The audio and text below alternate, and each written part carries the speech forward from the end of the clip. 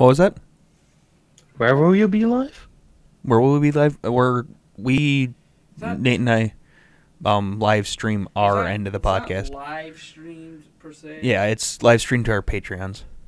Oh, okay, fair enough. I was just checking. Just checking. Yeah. There's only ever like one. Yeah, and there's only like one, maybe two viewers. Nate and I, live stream our end of the podcast. Oh, yeah, you might stream to our Patreons. You might want to mute. Oh, okay, fair enough. I was just checking. Just checking. Yeah. Oh no. There we go. I got it. No problem. That's where I always forget that every time. Yeah, I know. Good thing I'm not recording audio yet. And now I am. Hey, the audio looks clean. Alright. Hooray. Just let me know when I should start recording. Yeah, you guys can start recording. Let me sit down. Oh, should I just start recording? Okay. Yeah, go for it. Okay, we'll do that. Sure. I can hear myself in the other person's audio, so that will be difficult to maintain. Oh, lovely. Darren, you good to go? Yes, I am good to go. All right, we're almost starting on time. Your, what is this? Your thing's gonna come up. What? What thing's gonna come up? Your Kickstart's gonna come up green screened. Oh, I don't care about that. This is just gonna be funny as hell. It's just gonna be see-through. This is gonna be funny as hell. I don't care about that. All right. Sadly, you won't experience that side of it. Oh, jeez. All right. Well, before you guys are recording, right? So yeah. What we'll do is a quick 3, 2, 1, and then on like when you would say 0, we all clap. That just helps in editing a little bit. So let's just get that out of the way. So 3, 2, 1. 3, 2, 1. All right, that'll be close enough. All right, you guys ready? Yep. Yes, sir. All right. Hey everyone, welcome back to the Nintendo Prime Podcast. I believe this is episode 58. Yes. Someday I need to just, you know what I need to, over on the door, I should put up a sign. Yeah. That just has the podcast number listed, and I just change it every week. Like one of those rip-off calendars. Yes, until you forget to change it. No, I'm going to leave that to you, so that I can blame you. Right. Just one more thing that I can blame you guys for. Yeah, right. This is also an interesting podcast for another reason, not just our special guest this week, which we'll get to in a moment. This is the first podcast we are doing from our brand new setup in our studio. Hopefully for you guys, the only thing you notice is Eric and I are just more cozy. How you doing? How you doing? Another thing that's cool about this debut of this new area that we're recording in is we have matching headphones for the first time in podcast history. Whoa. And they're blue. They are. So there's that. Anyways, as always, we are joined by Mr. Eric Moore over here. Hello. And Darren, our other... I'm not going to call you co-host yet. You got to make every episode for that. I've been doing good. When was the last time I missed an episode? The entire month of February. The entire month of February. Well, I mean, that was a hiatus. I'm allowed that. And then before that, it was like a year? Yeah, it was like a year. Yeah. I'm back now, back for good. Yeah, hopefully. I can't wait for you to get that fiber internet at your parents' house. End of this year. Nice. And we are joined by, I'm probably going to butcher this because I heard him say earlier that no one ever gets it right. Uh-huh. And I wasn't listening to the way that Darren pronounced it.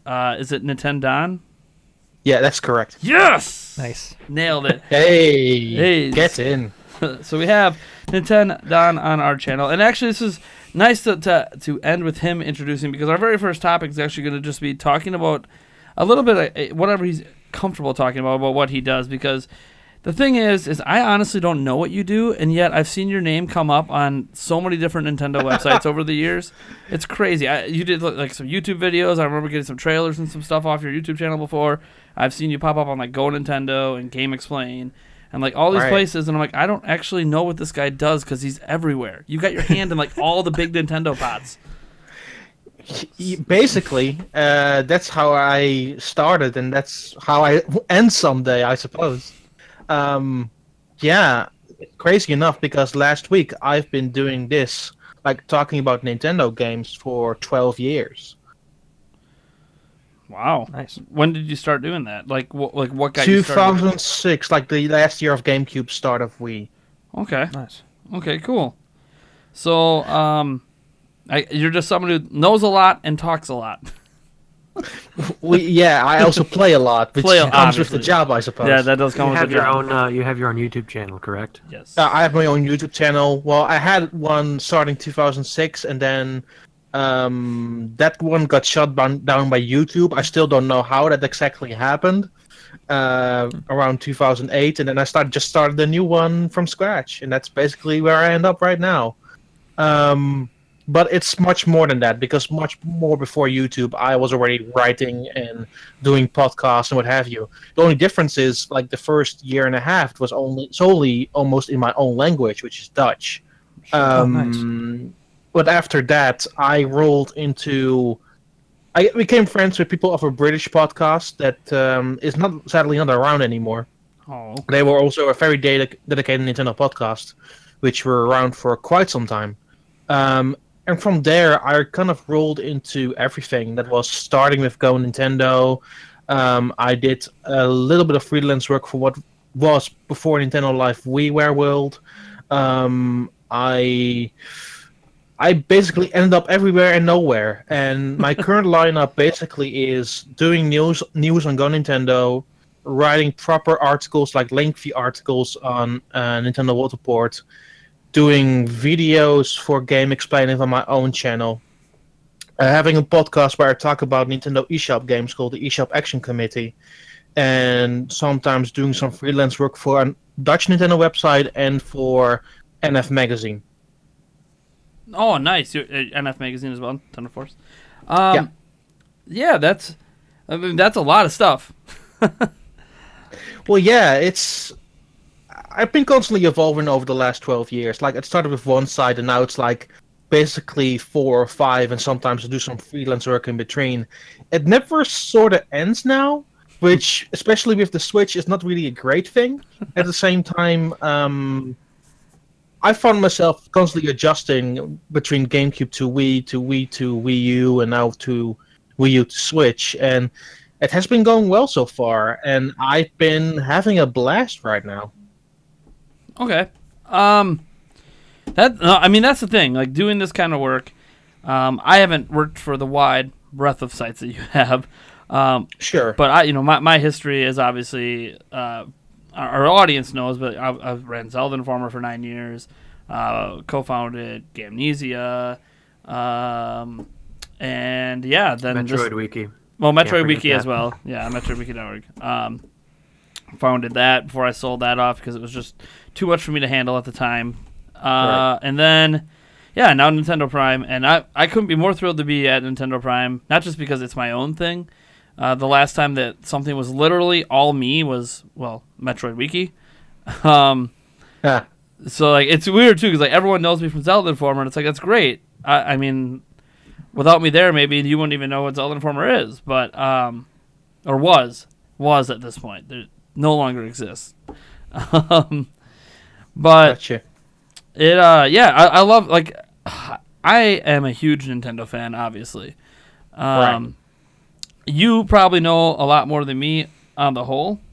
Well, yeah, I've been traveling non-stop since I was like 16. Yeah. So now I'm almost 28, 29, and I'm starting to feel kind of old, but I'm nonetheless still interested in what I'm doing. Yeah. Yeah, no, I mean, that's the thing. To do what you do as long as you've done it, it requires a lot of passion. Yeah, absolutely. I mean, it started basically just for fun. Like, I wanted to write just for fun, and then I rolled into this whole scenario where I was like, Kevin of Go Nintendo asked me, do you want to do news for us? And then I was like, I'm going to do some YouTube videos and what have you. And I never stopped. I had never the intention to stop. And it sort of really continued that way into like a 12-year cycle now. Man. Intense. See, the whole reason, like, normally when we have guests on, I don't like have a whole topic that's about the guest, but I was just so, like, I'm like, man, who is this guy? I see him everywhere because I go to all these sites. I get my news from these sites. I I mean, I think I even follow you on Twitter, and I have for a long time. And I'm just like, I don't really know who this guy is. He just pops up everywhere and seems to always know what he's talking about. It's awesome. It also comes with time, you know. Yeah. You have to realize that the first game I played, I was 2 years old. Oh yeah. Oh. I've been gaming for 26 years. And it basically came from a different necessity. It didn't actually come from just enjoying video games. I was born with a health disparagement, which comes down to I had very little oxygen at birth, and my immune system as well as my motorics were not all that good. So my parents basically let me play video games to ensure that motorics were a bit more in grasp and that I could let them have my hands a little bit less shaky. Early goings was even the thing of me maybe going into a wheelchair. And 26 years later, I'm not in a wheelchair, and I have my life kind of sort of to thank for video games. That's amazing, man. That is. I did not know any of that. That's awesome. That's intense. Well, I'm really glad that you're on the better end of what could have happened. Yeah, I still suffer from it like on a daily basis. It's never going to go away. It's a permanent thing.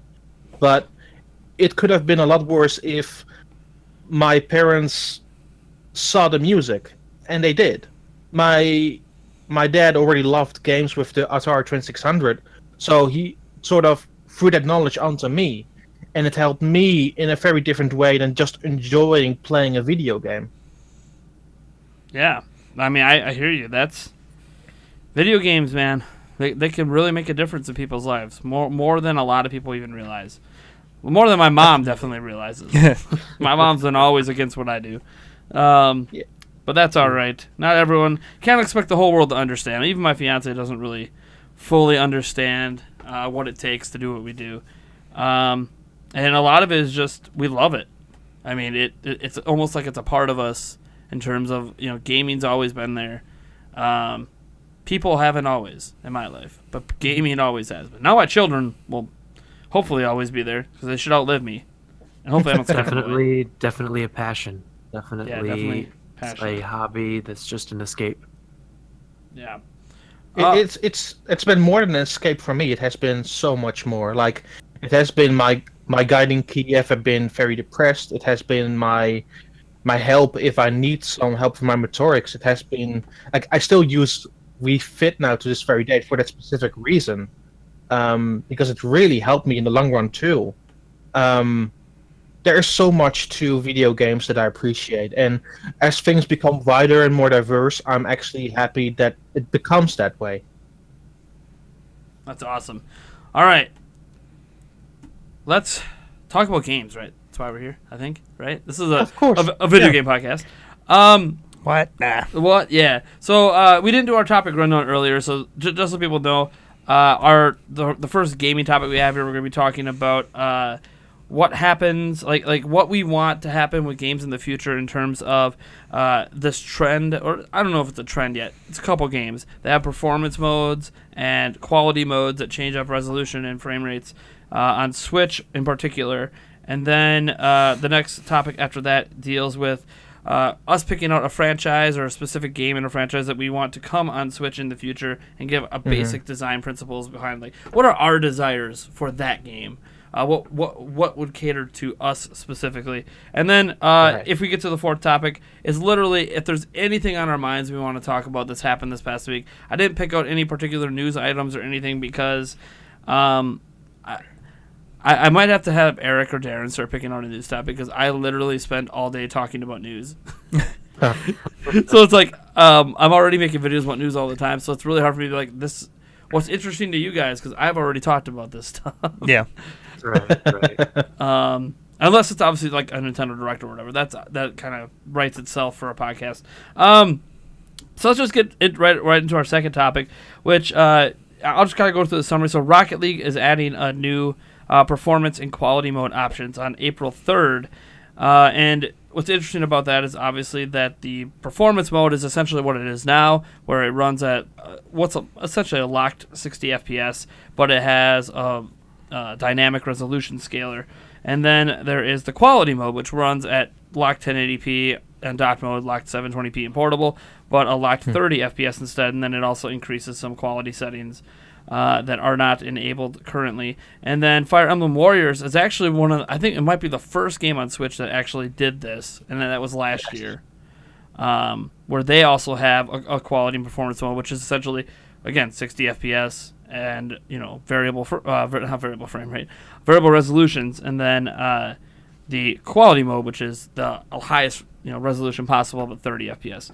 So what I want to kind of talk about with this, or try to steer the conversation, is this something we want to see more games just do in general for all of gaming? And then does this make sense to keep doing these kind of things on Switch? Because I haven't personally seen a lot of examples of games on other platforms that have done this. There are some that have, but have done it where it seems to be these bigger, more recognizable titles doing it.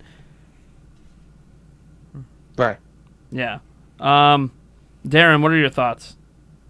I like options, always options, because they're optional. What might be the preference of one person, the locked 1080p or 720p with 30 frames per second. Someone might like that better than the 60 frames per second, but visually the resolution is lower.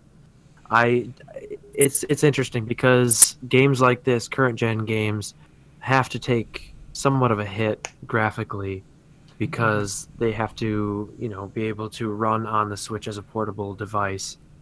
So I think more so on Switch, this is necessary, and I think it's a good idea for developers to implement those options on Switch, where, games do have to run a little more poorly. On other consoles, I mean, not really needed, I don't think. But definitely on Switch, it's good to have that option.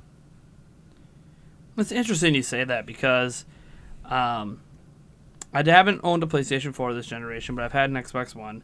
I also have, a gaming-capable PC.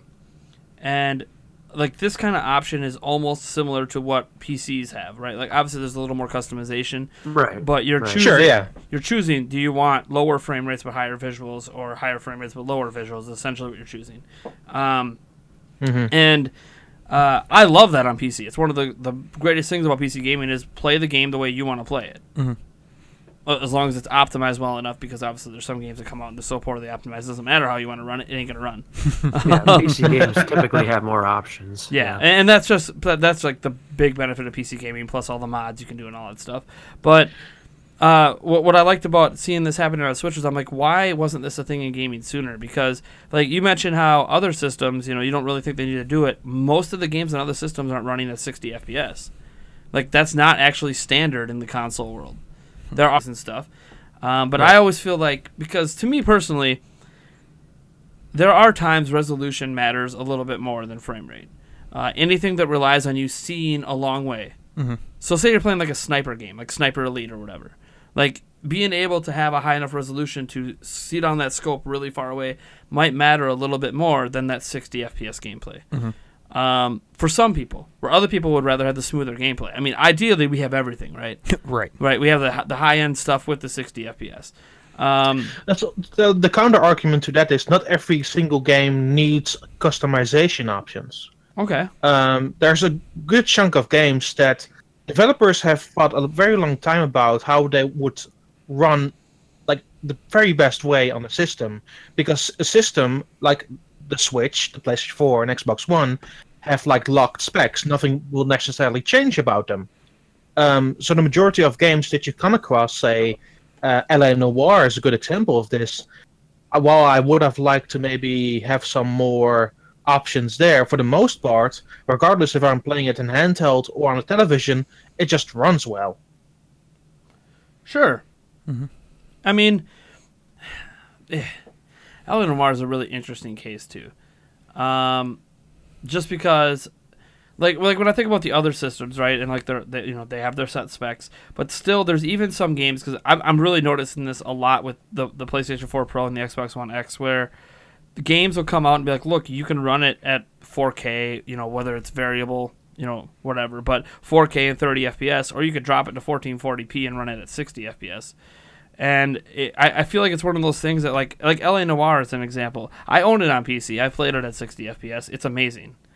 I played it at 30 FPS on consoles. It's still a really damn good game. I mean, the FPS isn't going to determine whether or not a game is good or not, but I also feel like there's that thing on home consoles specifically where I like having options. Like, as an example, I play a hell of a lot of NBA 2K18 on Switch. But, objectively, when I play it on other platforms, that 60 FPS gameplay is just that much better.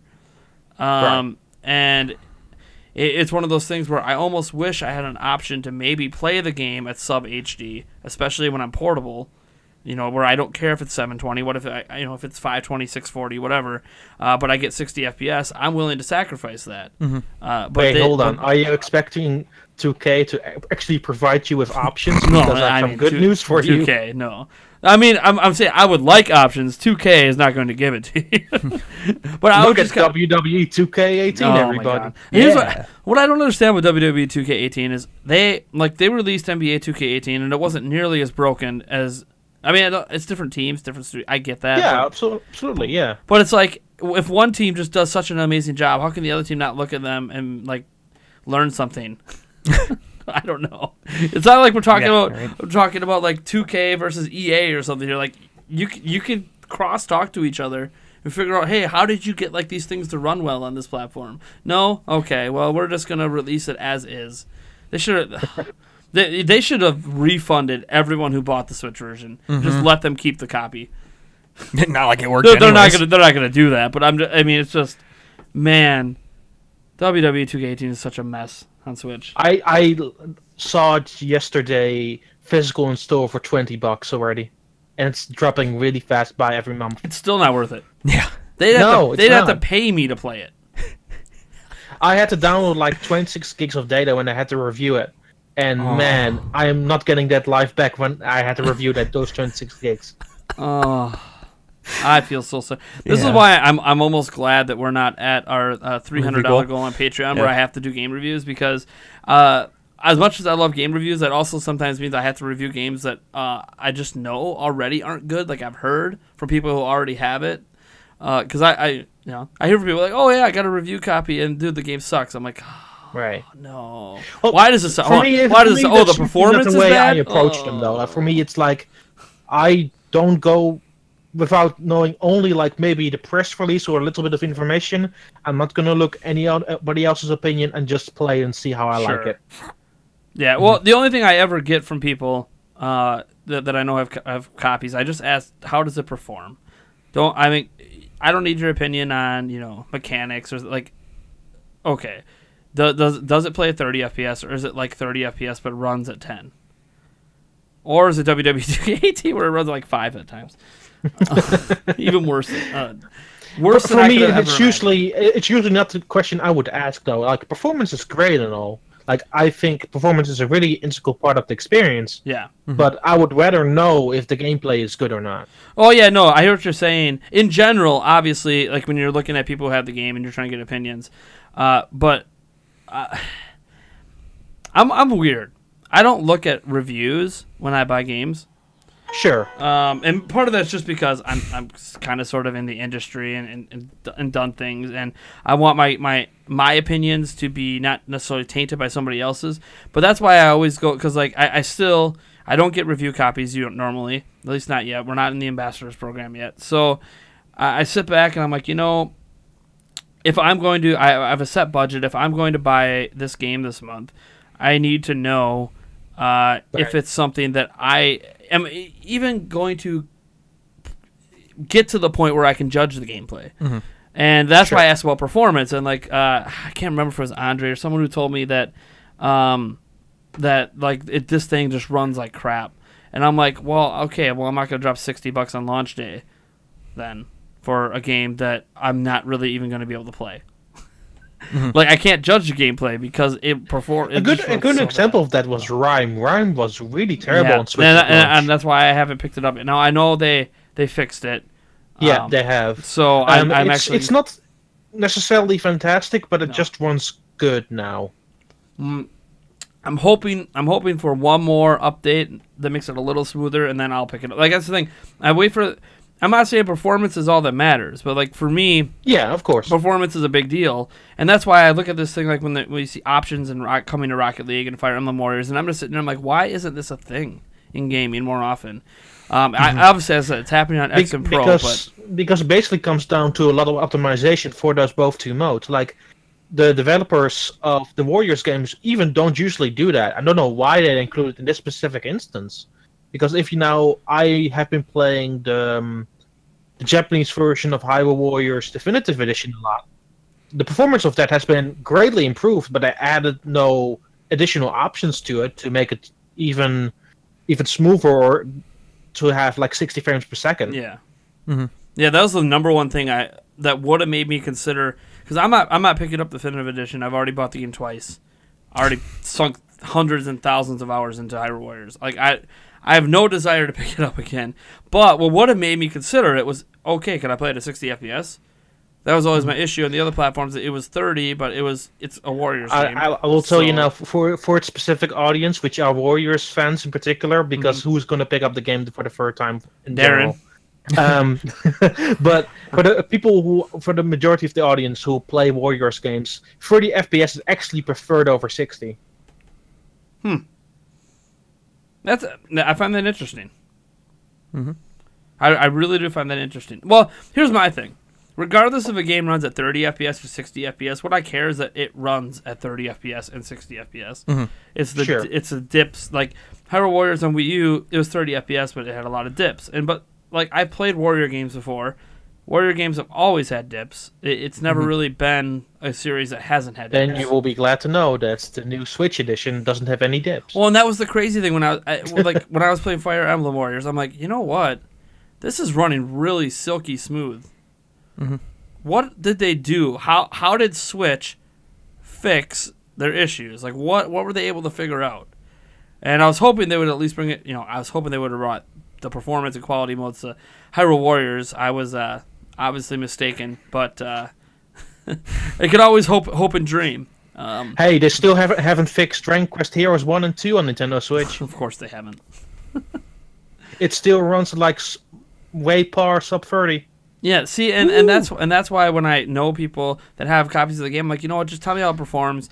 I'll formulate my own opinion. Like, I'll read reviews after I know I'm not going to buy the game. Like, I read WWE 2K18 reviews after I'm like, oh, well, I'm definitely not buying it because this runs like garbage. Right. Like NBA 2K18, when I bought it, it had some issues in the My Career mode, but I don't really play the game for My Career mode. I'm more of a online play, franchise mode guy.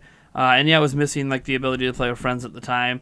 But I'm like, well, they said they might add that in later, so you know what? I'm just gonna pick it up because I really like NBA 2K18, or I really like sports games. I'm a sports simulation guy. Still upset that we haven't had a real version of Madden on a Nintendo console since the GameCube days. Right. I think, but going back to the question at hand, I don't necessarily think it needs to be in the gaming as a whole. There only needs to be specific instances where it makes sense. Like Xbox One X and PlayStation 4 Pro games, obviously. I don't necessarily think it would make sense in the Switch environment, particularly the switching between handheld and TV mode might make it a bit more complicated in dare say. Sure. No, the Switch adds the complications of having two target specs and having to switch seamlessly between them. Obviously, it seems to be working just fine for most developers, but right. A lot of developers are also not necessarily always taking advantage of anything in docked mode with the extra power besides, hey, we're just going to throw 1080p at you. Or maybe if it's a variable resolution thing, then they will just it'll run at the higher resolution more often. And that's fine. I think for the most part, that's fine for many games. Obviously, a lot of games are going to target the handheld and then see what else they can do once they put it in docked mode. Right. Because I mean that's the bottom base specs that you know it has to run on this because it'll run when it's overclocked. So Eric, I'm gonna throw this at you because I'm really torn on this kind of thing because I have played PC games for a long time. Mm-hmm. High frame rates to me is vastly superior to anything else that I've ever done in gaming. Mm-hmm. It doesn't matter. Resolution doesn't matter to me. I could be looking at the blurriest thing ever, but if that thing is running at 100 FPS and I'm silky smooth and all the controls are responding perfectly every time with me not noticing the frame drops, obviously they happen, but it's running at such a high frame rate that it's imperceivable to my perception. Mm-hmm. And you have played games as well like that. Yeah. What are your thoughts on having like these 60 FPS and these 30 FPS modes in games, especially on Switch, which again obviously has more limitations than other platforms? No, for sure. I'm not necessarily saying that they have to be in there, but options are nice. Options, like Darren said, are optional.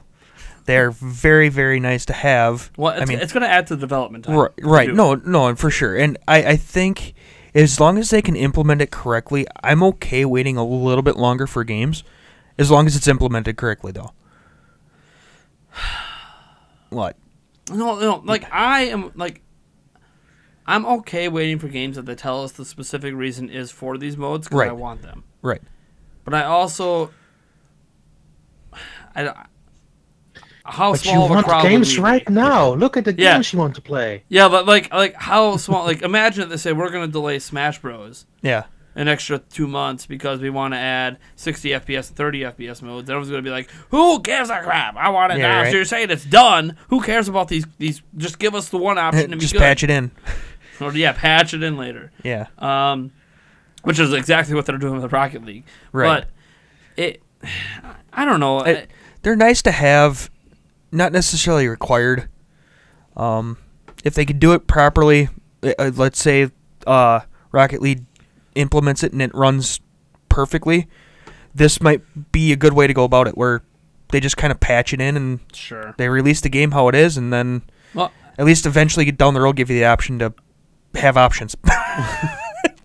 Well, like my thought process on this is that there's very few games that I don't want running at least 60 FPS because I grew up, way back in the day playing NES, World of Warcraft at NES, like five frames per second. Forget about those days.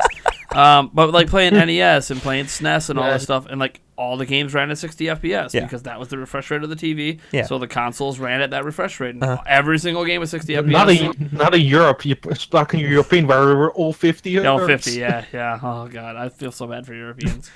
Especially today when they're trying to play those classic consoles. Oh man. But like I grew up with it, so like it was really jarring going from that to the PlayStation 1 and N64 era, where like most games aren't running at 60 FPS anymore. Most aren't even hitting 30, and that's just the way it's going to be because 3D gaming is more taxing. Can I ask a side question to that? Sure, Sure. Do you think that the N64, PlayStation, we can include Saturn in there because it's part of that era? Sure. Do you think that era in general holds up any at all, or it's only to some degree? It's a good question. I think man, you know what? I don't. If we're just looking at this from the perspective of I'm someone with no experience playing the games, like I never played them. They grow up, don't have that nostalgia glasses on, and and I say I introduce my kids and say, hey kids, here's Super Mario 64. But they've played Odyssey. I'm pretty sure that they're going to want to go back and play Odyssey instead. No, I agree. I think that I bring this up because on a recent podcast, I made the very controversial statement that I believe that era of games don't really hold up anymore as most people think they did. Yeah. There are examples, of course, but you need to have at least had experience with the game to at least appreciate them. Sure.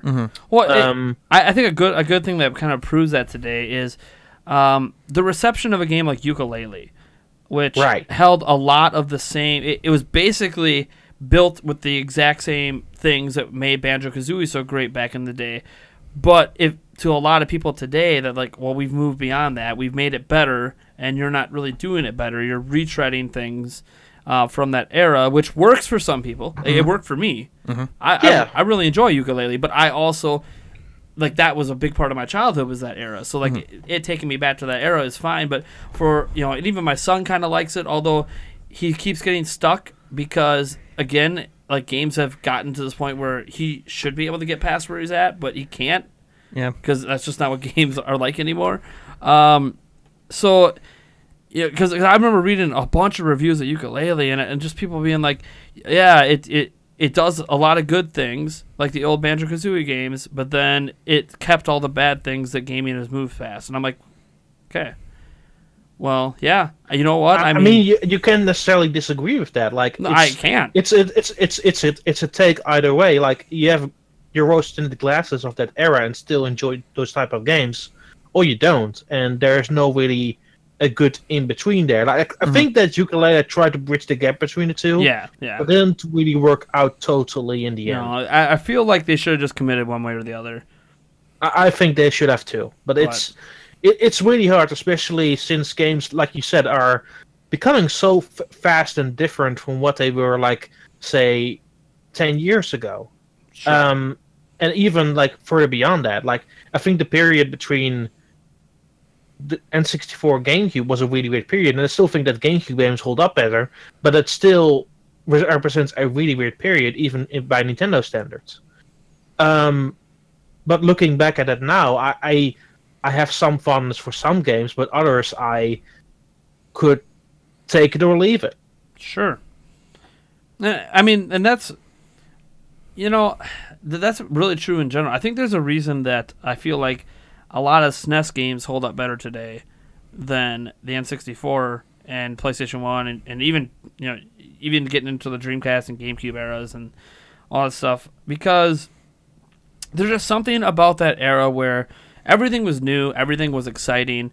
There was, when games got it right, they got it right, and those are the games that everyone remembers. The GoldenEyes, the Perfect Darks, the Ocarina of Times, the Majora's Masks, and all that stuff, the Crashes of the world.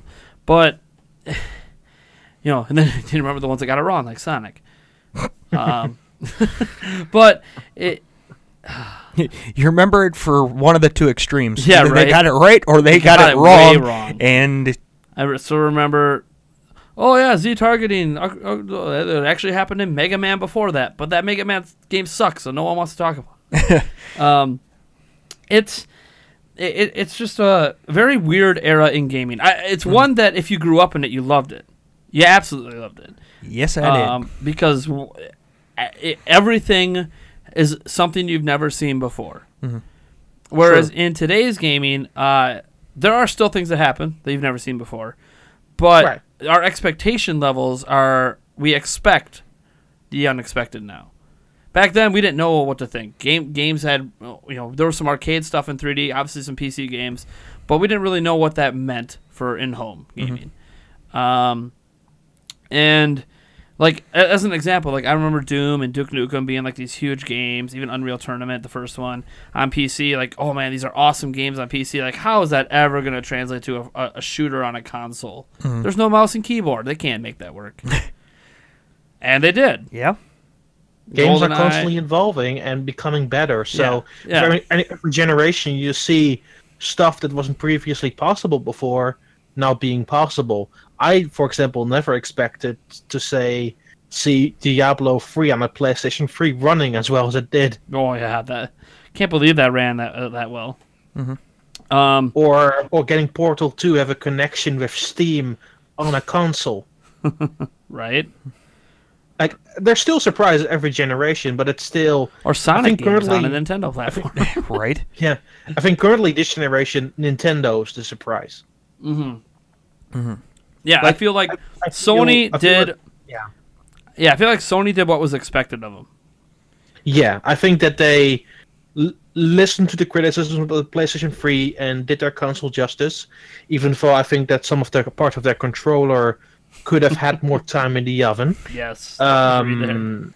Xbox One is really trailing behind, and they have made some unfortunate missteps along the way, and they still sometimes do. I think that they're kind of getting a grasp of where they're standing and just accepting it. Yeah, and especially with Game Pass now. Game Pass, yeah. I think they made a really strong move to just make an affordable console with just one sort of subscriber system.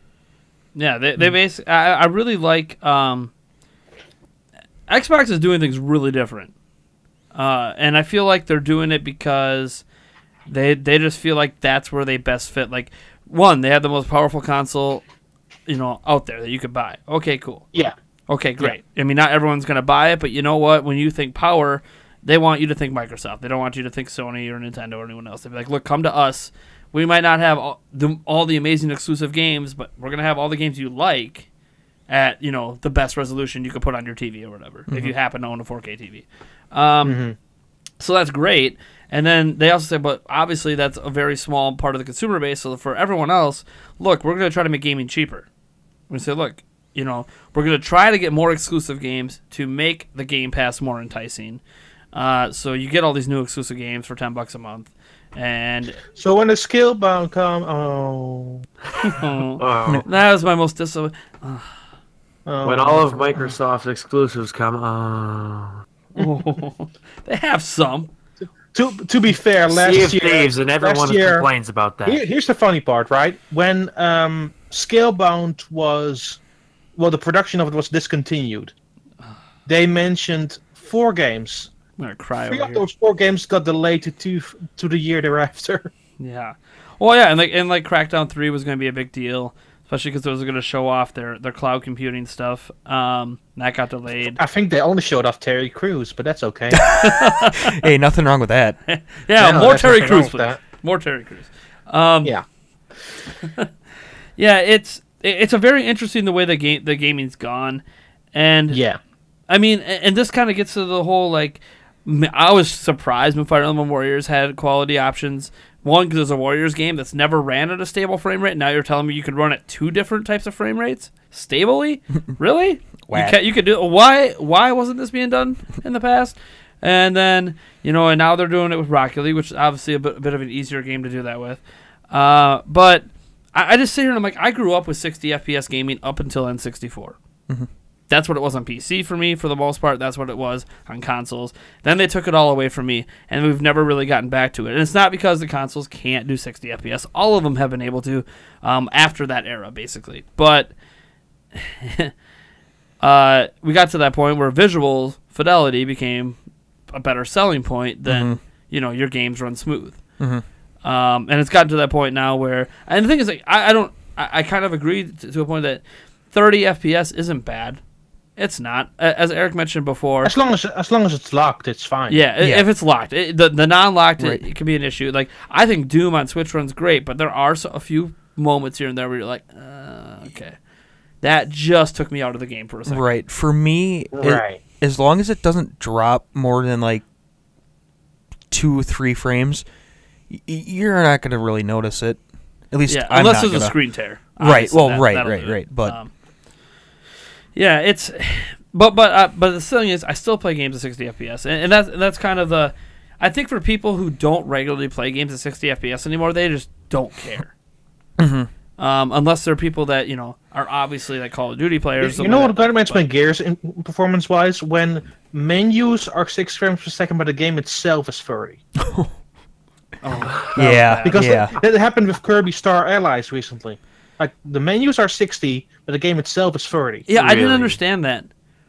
That is weird. I didn't notice it at first, but I was recording some footage of it the other day for some videos, and I'm like, wait a second. No. I didn't even know they were doing that. No, I just noticed it, and I'm like, why is this way smoother than the gameplay? This is actually making the gameplay feel worse to me. What? If you have 1 frame rate, stick to it. Don't do 2 halves. I don't mind if they want to change the resolution up, right? If they say, look, your UI is going to be 1080p, but the game itself might run at sub 1080 just for performance reasons. Fine, you're doing that because you want to make the UI easy to read. I suppose. Yeah. That's that's what a lot of people look. If you're going to have overlays and stuff, we want to be able to read them. If you make those blurry, well, no. Right. But that's not a frame rate difference. You're having jarring frame rates within the. It's just. Yowzers. I wonder why those decisions are even made. Like, what benefit to the menu system does it matter if it is 60? Make the game 60, but the menus are going to look amazing. We want people to boot it up and think it's 60 for a moment, and then they play. It's a weird hell thing because their previous 3 mainline Kirby games, which were Return to Dreamland and the 2 3DS games, all ran fully at 60. Yeah. Huh. Yeah. Well, and it's weird too because like they make. At times, they make 60 sound like it's a big deal, right? Like, obviously, for games like Mario Kart, that matters. Smash Bros. Oh, of course, it can matter. Those are more twitchy stuff. You have to have that smoothness, or you're just going to feel off a little bit.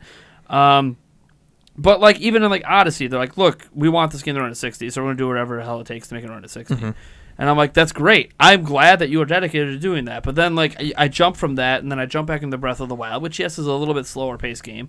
But I'm like, this does feel a little jarring. Mm-hmm. Jumping from that smooth 60 to 30 that isn't even rock-solid 30 in Breath of the Wild. And I understand Breath of the Wild, different situation, Wii U game ported, blah, blah, blah. I understand that, like, it wasn't made for the ground up for the platform, so maybe the next Zelda game might be able to target 60 because they've done 60 in Zelda before, just for the top-down games. Mm-hmm. I look forward to T's 2 years down the line and then coming to the next system eventually. No, you mean coming out in 2020 and then delayed to 2021 and then delayed to 2022 for the new platform, and then I can't make launch for that, so now we're delaying it again, and now it'll be there for the Switch 2 XL. Right.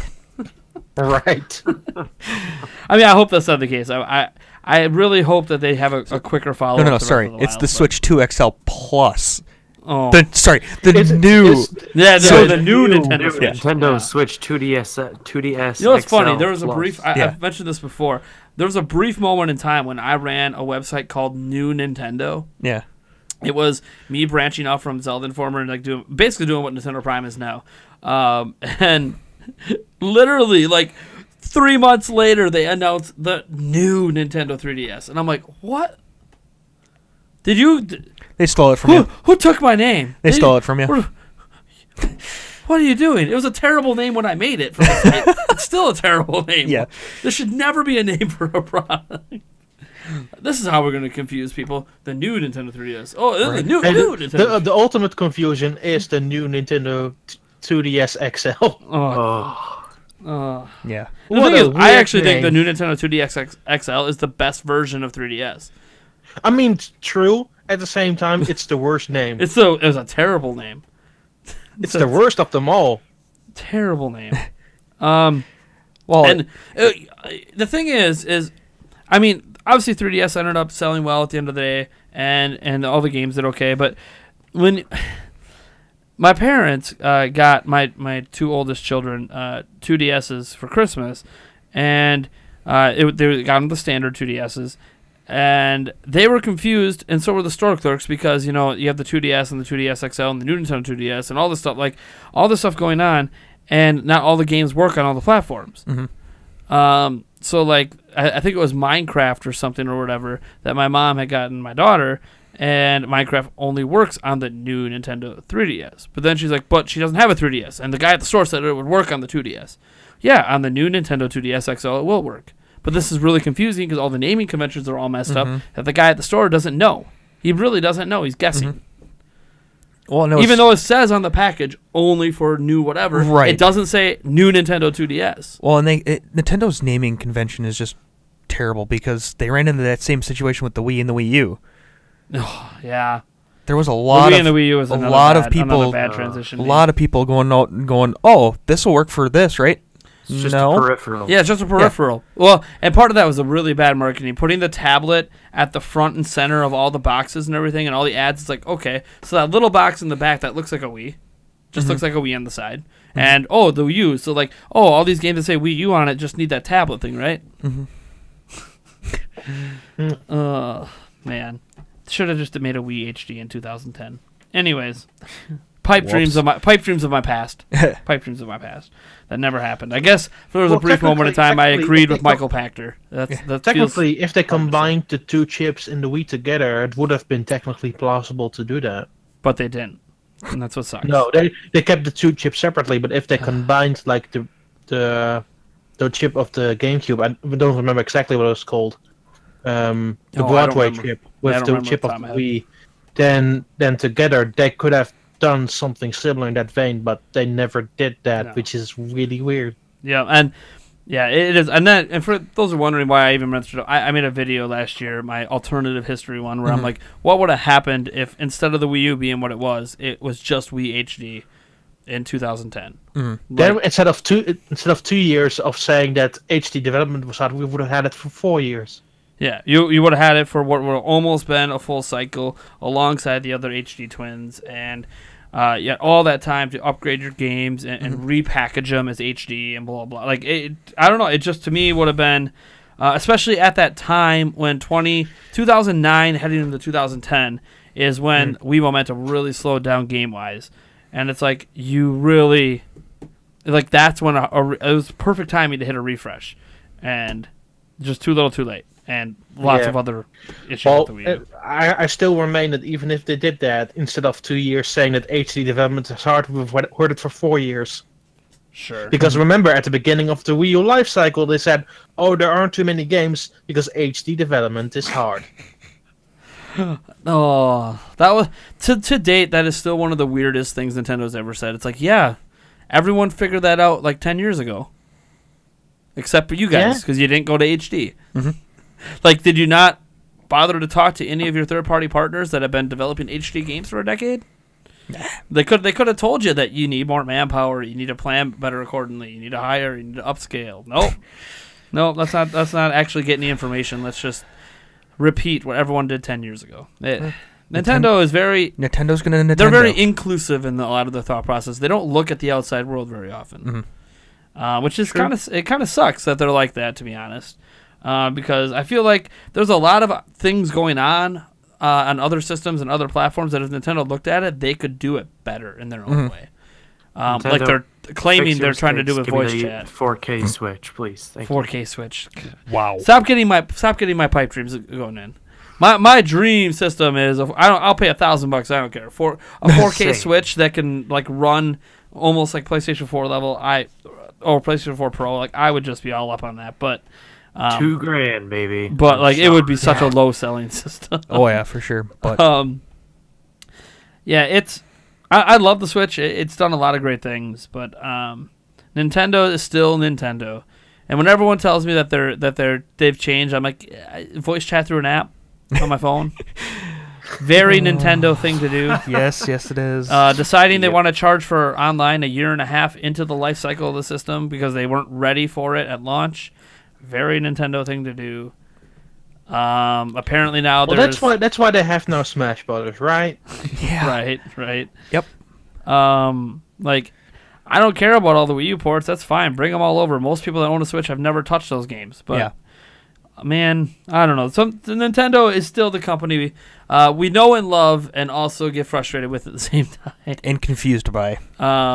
But it is what it is. I swear you, there will be an announcement of another Wii U port at E3. Oh, you're guaranteed. Oh, definitely. No, definitely. Guaranteed. At least 2. Guaranteed. I put $10 on New Super Mario Brothers. Yeah? I hope so. Ooh. I never played New Super Mario Brothers U, to be honest. Me and my fiance played that start to finish. And the Wii one. That's pretty good. Games. And there we go again with the new. Yeah. Well, that was, to be fair, that was ended up being the name of that whole series of games. But are they going to keep the U though? That will be the interesting part. New Super Brothers Switch. I wonder if Wii Fit Trainer is still going to be in Smash Bros. Well, yeah, because they're clearly going to be porting Wii Fit at E3. Yeah. Which I mean, if they do, it's whatever. Man. Oh, Nintendo. I love you, but sometimes it's frustrating. Uh-oh. It's a you just lost like 8 subs because you said that. Oh, no. Oh, no. Yeah, the sub losses. Oh, I'm critical of Nintendo. There goes half my subs. That's all right. So I guess we'll move on to the next topic here. This is good. This should be a fun one because I haven't even had a chance to put a lot of thought in it. I just kind of came up with it on the spot and said, you know what, this is fun. All right. So this topic is where we pick a franchise. Each of us pick a game, franchise, whatever, that we want to come on Switch, and give our ideal basic design principles to suit our personal desires. So this is a very personal thing. It doesn't have to appeal to everyone, unless that's what you want it to do. Let me see. Does anyone have a game in mind? Yes. Okay, we'll go with Darren first then. Darren is getting his notes up. You made notes. I was gonna say I didn't give you a lot of prep. I didn't give anyone couple, prep time for this. I wrote a couple bullet points in the span of like 5 minutes. And I thought of like 5. All right. As I've stated on this podcast before, I am pining away for a new Animal Crossing game. That's not a spin-off. I was waiting for an HD Animal Crossing on the Wii U. Never got it. But I'm hoping this year, next year, we'll get. What are you talking about? There was Animal Crossing Amiibo Festival. I don't recognize that. What about that? What about that online lobby functionality thing they had that worked with New Leaf? You know what? That was weird, but I did have it and used it a little bit. Admittedly, I did too, and it was still weird. Yeah, it was weird. But so basically, one of my favorite Animal Crossing games was Animal Crossing City Folk on Wii, and I know it's one a lot of people. Yeah, some people say it could have been better, which it could have been. I'm kind of hoping for a spiritual successor, kind of a City Folk 2 on Switch. That would basically, it'd be your basic Animal Crossing game, paying off your debt to Tom Nook, doing favors for animals, fishing, whatnot. But, in City Folk, the city wasn't that much of a city.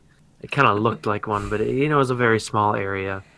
When I first heard about the game, I was, picturing, sprawling streets filled with new animals and taxis and stuff like that. But, that obviously wasn't the case. And I did enjoy the city in City Folk, but I liked the, I forget what it was called, in New Leaf, where they had a designated, shopping area. It was actually bigger and had more stuff. It just didn't look like a city.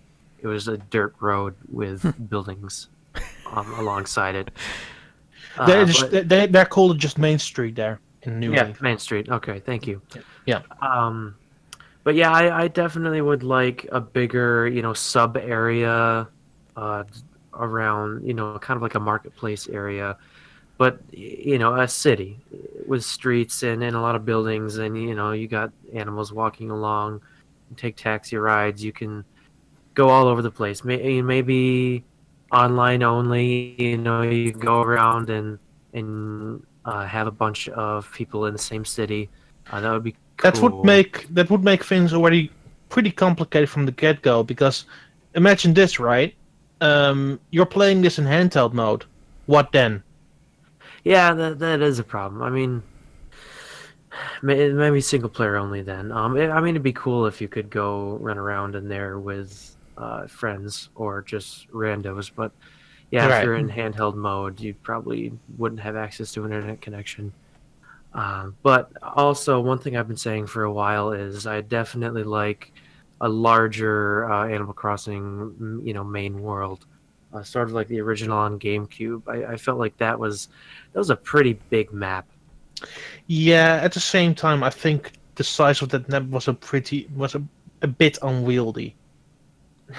Yeah, I at times it could be, but I just feel so confined. True. In every Animal Crossing since then, I feel more confined, whereas in the first one, not as much. At least I feel with the other Animal Crossing games, you get your tasks done in a day. I felt always pretty lost with the GameCube one. And maybe that's also because I was a bit younger at the time, and that was my first experience with a game like that. But in hindsight, I still think that the size of that map and how it was set up in the original GameCube game was maybe a bit too unwieldy. And needs to be a sweet spot between what they did in New Leaf and there, for sure. Because even though it can be a little bit bigger, they shouldn't lose focus on what is important and maybe just include more side areas next to your main town. Yeah, this is true. You could have some more side areas. That would be interesting to see. Unlockable areas. What sort of themes would be around that, around those areas. Right. I mean, you know, they've had the island in the past. They had that in New Leaf too, and the Main Street area. So it'd be interesting to see what Nintendo would come up with for that. And another thing, I really don't know if I even want this now, because voice chat is so messed up on Switch with the app. But it'd be cool to have voice chat in Animal Crossing, just because having to type out on that keyboard with a cursor just is not my thing. And I know Switch has a touchscreen, but still. Nintendo Switch Online app. You can also connect a USB keyboard. Yeah, I could. Did you guys also see that there is a keyboard which you can attach two Joy-Cons to? Really? Oh, Yeah. It's really weird, but it exists. All right, then you know what? Hey Blizzard, I want World of Warcraft on Switch quick. There you go. I got my keyboard. That's all I need. And another thing, definitely if the next Animal Crossing on Switch has a larger world, I think it would be cool to have personal vehicles, not like a car or anything like that, because I think that would kind of destroy the small town atmosphere. You know, everyone's just walking around, but maybe a bicycle, rollerblades, like just a little faster. But than hey, if running. you want a sequel to City Folk, and City Folk's biggest problem was the case of the disappearing grass, so that would make for a whole new experience of disappearing grass. This is true. City Folk, a lot of grass disappeared. Yeah, that was a problem. I don't see a problem here at all. but this time you'll do a motorcycle to destroy all of the grass in your town. Yeah, ride a Harley through your Animal Crossing town. Just pour it in the master cycle and call it. Yeah, right. Mow down flowers and crash into buildings. Oh boy. Yeah. And I know this probably won't happen, but I would enjoy. Maybe not as like your first playthrough, but this would unlock like after you've played a certain amount of days in the game or something. Sure. But I would like a map builder or an editor, something like that, terrain editor, just to see what kind of towns people would come up with. I feel like for my first playthrough, I'd like, you know, a procedurally generated town, or you know, a specific layout that's been designed beforehand. But it would be cool, you know, to go back and make another town, but make it to my specifications. I feel like that would add a new layer to the game, where, you know, going back and having a second playthrough after basically doing everything you wanted to do in your first town, you know, make it worthwhile. Yeah, don't worry, it'll be behind a $40 paywall. DLC, yeah. Yeah. Oh jeez. Eric, is there a game that you have in mind for Switch, and what do you want it to do?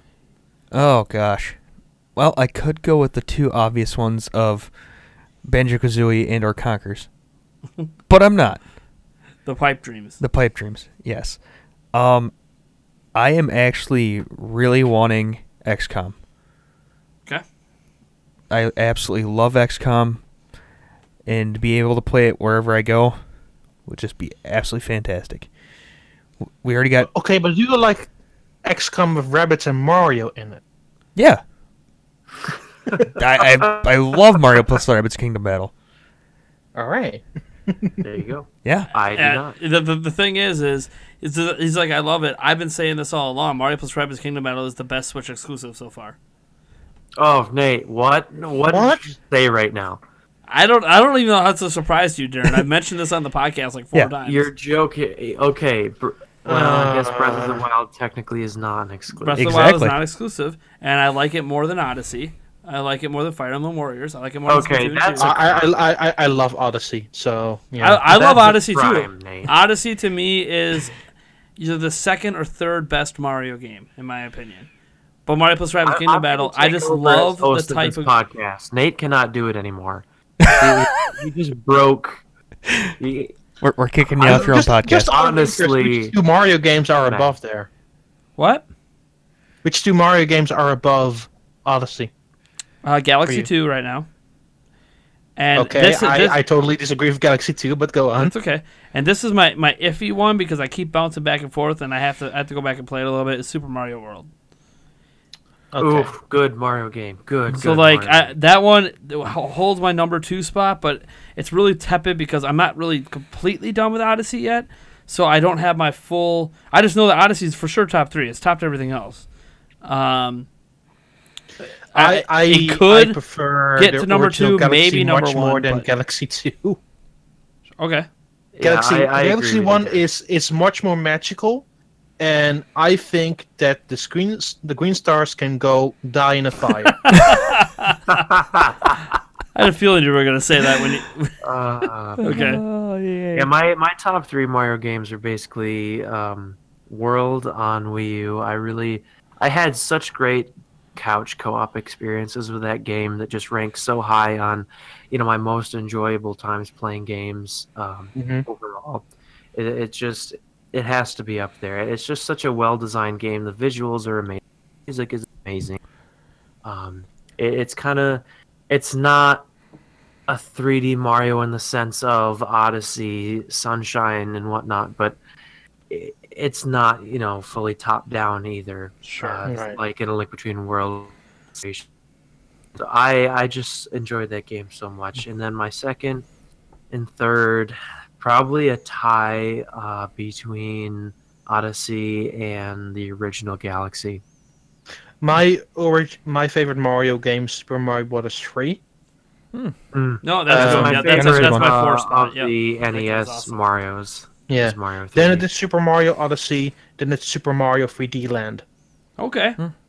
3D Land, 3D Land's like good. on 3DS. Yes. 3DS. Yeah. Really? Yeah. Really? Yeah. Okay. Because guess what my favorite Mario game is? Mario 3. Guess what the levels are based on in 3D Land? Mario 3. There you go. Makes There you go. sense. There's some cool references to other franchises in that one too. There are, yeah. There's a Zelda reference in there. That I Yeah, picked that's up it. on. That was pretty cool. For sure. Yeah. Really, really. I think it's one of those games. Really, Land and World are those games that don't really get mentioned much anymore today. Like I still hear some people I think mention. Land is a better game than World 2. I think that once again the sequel curse comes into Mario play here. Sure. I think that 3D Land felt more focused than 3D World. Yeah. No, I hear you. It's kind of like with, I think Mario Galaxy is brilliant, by the way. Right. It's an absolutely brilliant game. Right. And, I just think that when I replayed Galaxy 1 and 2 a couple years ago, I just found that I enjoyed Galaxy 2 more. But at the end of the day, it's really like it's really Mario Galaxy, 1 and then Mario Galaxy 2. It's like 1A, 1B for me. Like they're the same game. Just it's almost like Galaxy 2 could have arguably just been DLC for Galaxy 1. Right. Like they're both so excellent. Like it's hard for me to even pick between them. But I'm just like, I don't know. I just enjoyed. I found myself enjoying the platforming in 2 more than I did in 1, and that's just I can't do anything about that. Like 1, it's kind of like when I think back, I'm like, okay, there's Super Mario Bros, and then there's we'll skip over 2 since it was just like A Link to the Past, just a very different game from 1, and then Sure. then you get to 3, and it's like, well, 3 is vastly superior to 1, but like 1 is what got it going to get to 3. And that's almost what I feel with Galaxy, except obviously the quality differences aren't that far apart. Arguably not apart at all for some people. Like you're not going to recapture the magic that you got with Galaxy 1 ever.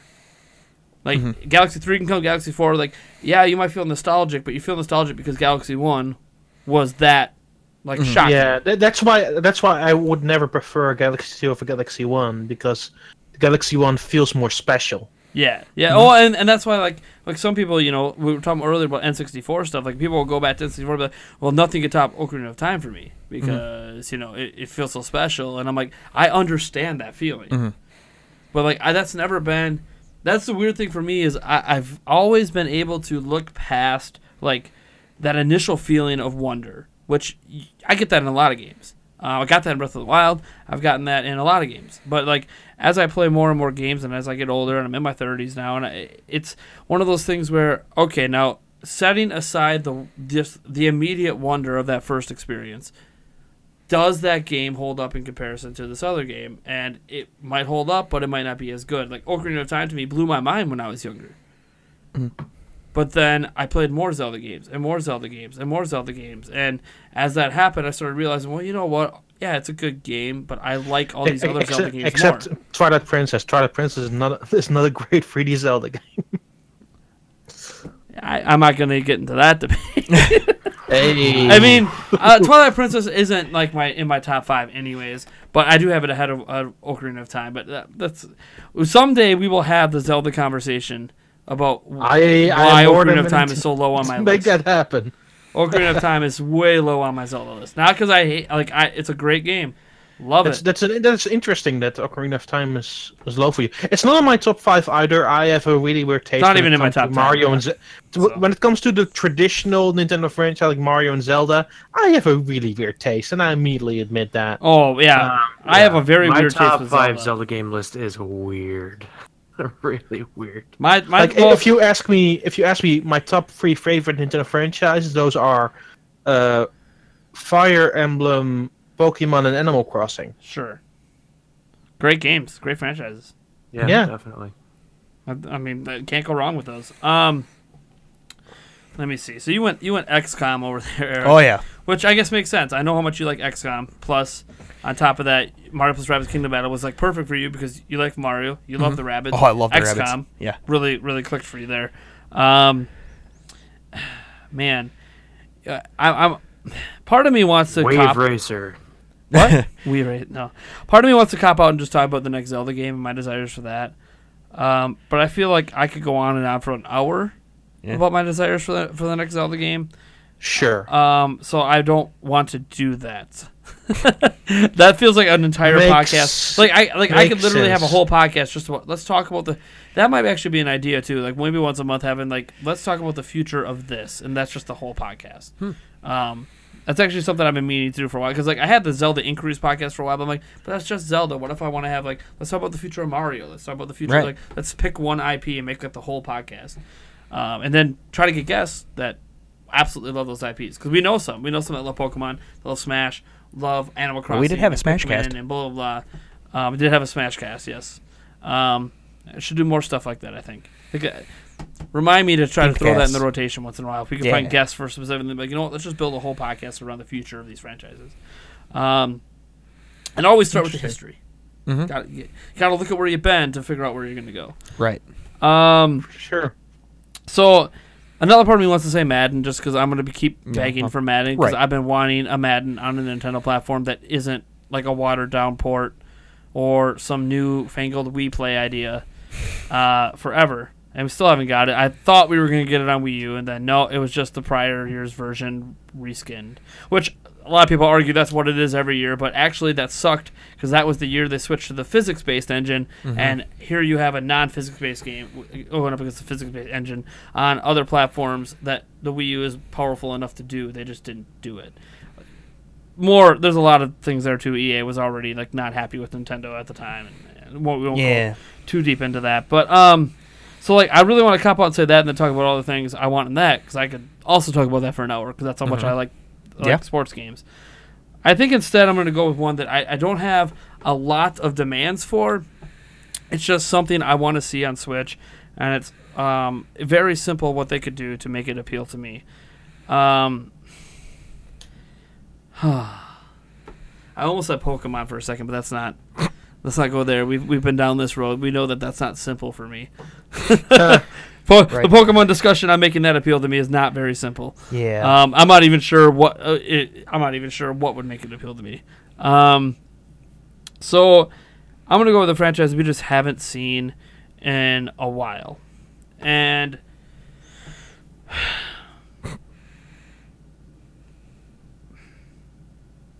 this is how simple it is. I just want to see Mother 3 on Switch. They don't have to do much to make it appeal to me. That's interesting because there are some complicated stuff in there. There is. There's very complicated stuff in there. Like, if anyone, I won't dive too deep into it. Maybe just send Dan can mention a few things, but they're just do some research. When a lot of people say they don't understand why it's never come here, you gotta. There is some derogatory stuff in there that doesn't really hold up in the values of 2018. Yes, and the thing is gaming was different back then. Absolutely, yeah. I will fully admit that the landscape and how games were built were very different than they are now, but that doesn't mean that some context of the and stuff we live in there a world really where holds up. Nintendo can't even let a woman show some thigh in Fire Emblem. So it's like, and we're talking about Nintendo of America, of course. Nintendo of Japan allowed it. So it's Yeah. Well, here's the, like here's, the here's thing is, like, they don't have to do because anything. I It have just some, has to be I have some playable in background English. information on that specific topic. Yeah. It doesn't come from Nintendo of America. Yeah. It doesn't. It comes from Nintendo of Europe. Okay. It never came from Nintendo of America. Everybody assumes it comes from Nintendo of America. No, Nintendo of Europe is the stricter one on that. That sucks. That sucks. Like all of the changes that were made to Xenoblade Chronicles X, that was Nintendo of Europe's doing, not Nintendo of America. Really? That sucks. Yeah. That's interesting, yeah. I mean, I know Europe's a big market, obviously, but A lot of Christian countries in there, that's for sure. yeah. And it's like, I always felt like, especially because, to me, at least, the American market is big enough that we shouldn't have to base any versions on what they're doing in Europe. Like, I understand it's easier. Logistically, I get it. It's easier. The work's already been done. So, like, why not, just reuse the work? Like, well, who cares? But, like, fans care because it's not as bad now that it's region free, but not all, like, when you go get the Japanese version, it might not have English subtitles or English text. Or English voice. It definitely won't have English voice acting unless it happens to be like Breath of the Wild, which included everything in every version of the game. Well, the majority of first-party games outside of Splatoon, which has a specific reason why it isn't, are multi-ROM. So that means there's just one global ROM for every single region together. Yeah. And you saw it with Kirby as well. You could download already Kirby with English from the Japanese store. The only reason why Splatoon 2 isn't is because the separation of Splatfest and how they handle online and how the ping of the servers are handled. Sure. So Nintendo of America and Australia are together. Japan is separate and Europe is separate. Teaming up Australia. Interesting. Yeah, I always figured they would go with Europe. Well, the times more line up with America in that Yeah, they specific do. way, Yeah, especially the when it comes times to do. Splatfests. Yeah, So- that is true. Time zone wise, it does make more sense, I suppose, for Splatoon specifically. See, look at this. This is look at the wealth of knowledge we have on this podcast. We've taken zero advantage of it. I really want to do the more you know thing. Oh, the more you know. He'll probably do that now that you our podcast editor will probably do that now that you actually did the thing. Yeah, the more you know. But yeah, like that's the thing. Like Mother 3, very complicated game to get over here in today's climate, especially in the United States. A lot of things happen in that game that would not be accepted in today's world in the U.S. Yeah. And we live in. I hate even bringing up the word politically correct, but like that's just the way it is. And it might be able to get away with it if they didn't make a big deal out of releasing it. If it was just one of those virtual console games they just toss out there and no one really cares. But the thing is, like, people have been wanting it for so long, the fans will make a big deal about it, which is going to draw attention to it, which is going to get some media outlet or some Twitter people out there going, look at how out of touch Nintendo is. I can't believe you're buying that system. Look what you know what's happening in this game, and it's like, dude, this game is like how old? Yeah, right. But they don't care about that. Yeah. They care about the message it sends in this day and age. I'm actually surprised there isn't more backlash over a game like Bayonetta these days. But then again, Bayonetta flirts with that line of, yes, it's a sexualized character that wants to be sexualized. That's who she is as a person, or as a thing. I don't know if you really call her a person. But that's not exactly right. The reason it's not really brought up in that specific Yeah. conversation, right? Because it's a character that also owns up to it. Yeah, well, and that's one of the things. Like, it's weird because in 2018, it does feel like there's times when, like I think recently, like the Cosmopolitan magazines are being pulled out of the checkout lines in Walmart or something weird like that because of the depiction of sexualized women on the cover. And then I totally get it. I totally understand. Walmart's a private company; they can do whatever they want. Sure. I don't really care about print magazines anyways, and Cosmopolitan's obviously never been a magazine that's appealed to me anyways. What? Come on. They can put all I'm the sexy shocked. women on the cover they I'm want. It doesn't make shocked. me want to buy one. Oh, come on. That's like my favorite magazine of all time. Oh, jeez. Oh, wow. Very interesting. Obviously not. But it's like one of those things where we've hit a point, at least in the United States, where it feels like even women who want to feel empowered by their sexuality are being kind of shunned for wanting to feel empowered. Yeah. And that's like such a weird turnaround from what it was like 5 years ago, where it's like, no, like if women want to be sexualized, they can be. It's okay if they want to feel empowered by their looks. That's good. We encourage you to feel like, just like with men. Like if men want to be proud of walking around with a six pack and all, like let them. Let them empower themselves, get that self-esteem from if that's how they want to raise themselves up, then be that way. Like it's almost like anything else in life, Like if I want to be loud and proud that I rock Nintendo Prime and just want to wear merch everywhere, then fine, whatever. Be that way. But like in today's culture, like some of this is because like Walmart, they're worried about the messaging, like, oh, you have to look this way, you have to be this way, and like, yeah, but you're not. So you're just going to get rid of beautiful women? It's illegal to be beautiful now. And that's the thing. Like, that's what I worry about. Like, when Bayonetta 2 came out, it really didn't seem like an issue. But today, it seems to be becoming more and more an issue where, like, yeah, she owns her sexuality. That's who she is as a person or as a being in the game.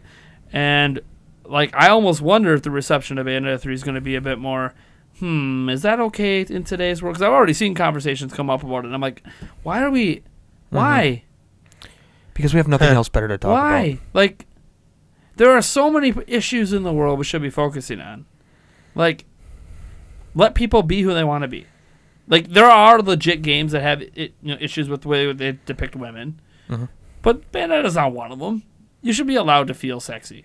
I mean, come on, LMFAO, you're sexy and you know it. Come on. Like, it's okay to feel that way. This is obviously gets into a broader topic, but like it matters because of the topics that come up. I'm not going to spoil anything, because most of our audience, I'm assuming, hasn't played Mother 3, because or if you have, you probably played it in a way that you're not supposed to, using fan translations and blah blah. But it is what it is. Like the game might never come to the United States, but that's the thing. I want it on Switch. A lot of people want it on Switch. They've been wanting it for years and years and years. And it's just harder and harder to do it the longer they wait. I don't think it's going to happen. But when you talk about a franchise that I want on Switch and my ideal basic design principles, I'm like, just a game that already exists that I just want here. I want that trilogy completed and be able to play it here in the United States without me having to go through back channels or doing like dumb things to have to enjoy it. And it's just not going to happen. But that's like, yeah. I guess the conversation ended up going longer than I wanted to for that franchise. But it's just, I'm honestly kind of surprised you didn't go Star Tropics. I thought about Star Tropics, but I'm like, I'm gonna let that I've one mentioned go. that before. Yeah, well, not just I mentioned it before. It's just one of those games that I don't know that I have a lot of new ideas for it yet because it's such an old IP. That a lot of my ideas are going to be basically, well, just make it into Witcher 3, or just make it into this, or with yo-yos and like, okay, like. I just realized I have not even picked the franchise. No, yet you I haven't. want to talk about. Yeah, go for Got it. this giant knowledge base over there, and he's like, I don't even know what I want. Yeah, Yeah. If I had to name a top of my head that is sorely due for a reboot, I would say that it's time to give Mario Party finally the overhaul it needs. Oh, what do you think it needs to do? Now get rid of the car for one. Okay, I can agree with that. Let's go back to the original style, the Hudson style. I don't know if that's even possible, considering it's not the same team that's currently who's making it. Right. But they kind of do it with the Wii Party game, so bring that stuff over and make an actual Mario Party out of it, with like actual items, with actual bitterness, with actual salt. Yeah. Collecting actual stars for competitive 20 spirit. turns, mini games, and hate to one another. Yes. The ones that make you want to turn to your friend and just punch him in the face. Competitive. Exactly. Like- Bring those back. That's the Mario Party, like, just savage. It was savage playing that back in the day. Yeah. Man. Like, I would say that 2, 3, and 6 are like the best party games. Like 6 was the best one on GameCube. 2, 3 were just really good on what they offered. And I just want to bring over that stuff from the first 6 games to like maybe to a big package if you're not going to make anything new, or do something like that's really interesting or new with it. But at least bring that style back, because those games were pretty fire. What, Mario Party Top 100 didn't do it for I was you? going to just say that. No, those were just the mini games. I would want more than that. I want the actual. I mean, it had Feeling hard to it had go a up. map and a board game. Not really. I mean, not the ones I want. not the good ones. And I like mean- even though they included the mini It games, just, like, it just built on the stuff of the previous 3DS game, which was actually the most enjoyable Mario Party game in recent memory. sure. Star Wars was actually really fun, but that mode that was also in the top 100 had 3 maps, and in the top 100 only had 1 map, so they actually went a step backwards in that sense too. Oh man, yeah, I hear you. Well, and do we even know how they chose the mini games to be in there? They rolled a die and see what worked. That was kind of what Yeah. I was wondering. I kept saying, I'm like, yeah, there's some good ones, but like you're missing a lot of other good ones, and it's like it's okay, personal opinions. You know, I wish they would have opened it up to like a fan vote. You get to pick so many from each game, sure. and the fans get to vote on it, and the top vote getters for each game. I kind of did it with Smash characters for a little bit, Yeah. where they had the Smash polls. That would have been very interesting. Got the fans more involved. Right. Not that they would have helped the sales at all, but you never know. Hey, you never know. Yeah, well, the other game I was going to mention was originally like Mario Golf and Mario Tennis, but like we're getting Ace a Mario is coming Tennis out. game. Mario Tennis. Wouldn't surprise me if Golf's coming. Mario Golf on 3DS was pretty good. I think they just need to carry on the same way they did that. Yeah, it actually wasn't that bad on 3DS. But like when I think about those games, I always think back to the RPG days, and like that's what I want. That's not what we're gonna get with Aces. I know it's not what we're gonna get with Aces, even though it's being made by the same company. To be fair, do you really want a new RPG from Camelot? Because their last RPG, Golden Sun on 3DS on DS wasn't very good. Yeah, well, I'm of belief that making some bad games doesn't mean every game you make is going to be bad. Yeah, just look at their other game, one called Mario Tennis Ultra Smash. Sure, but I also look at it as it I depends think on that Aces is the apology for Ultra Smash. Sure, probably Ultra Smash is terrible. Yeah. Should never even exist. Maybe as like a demo.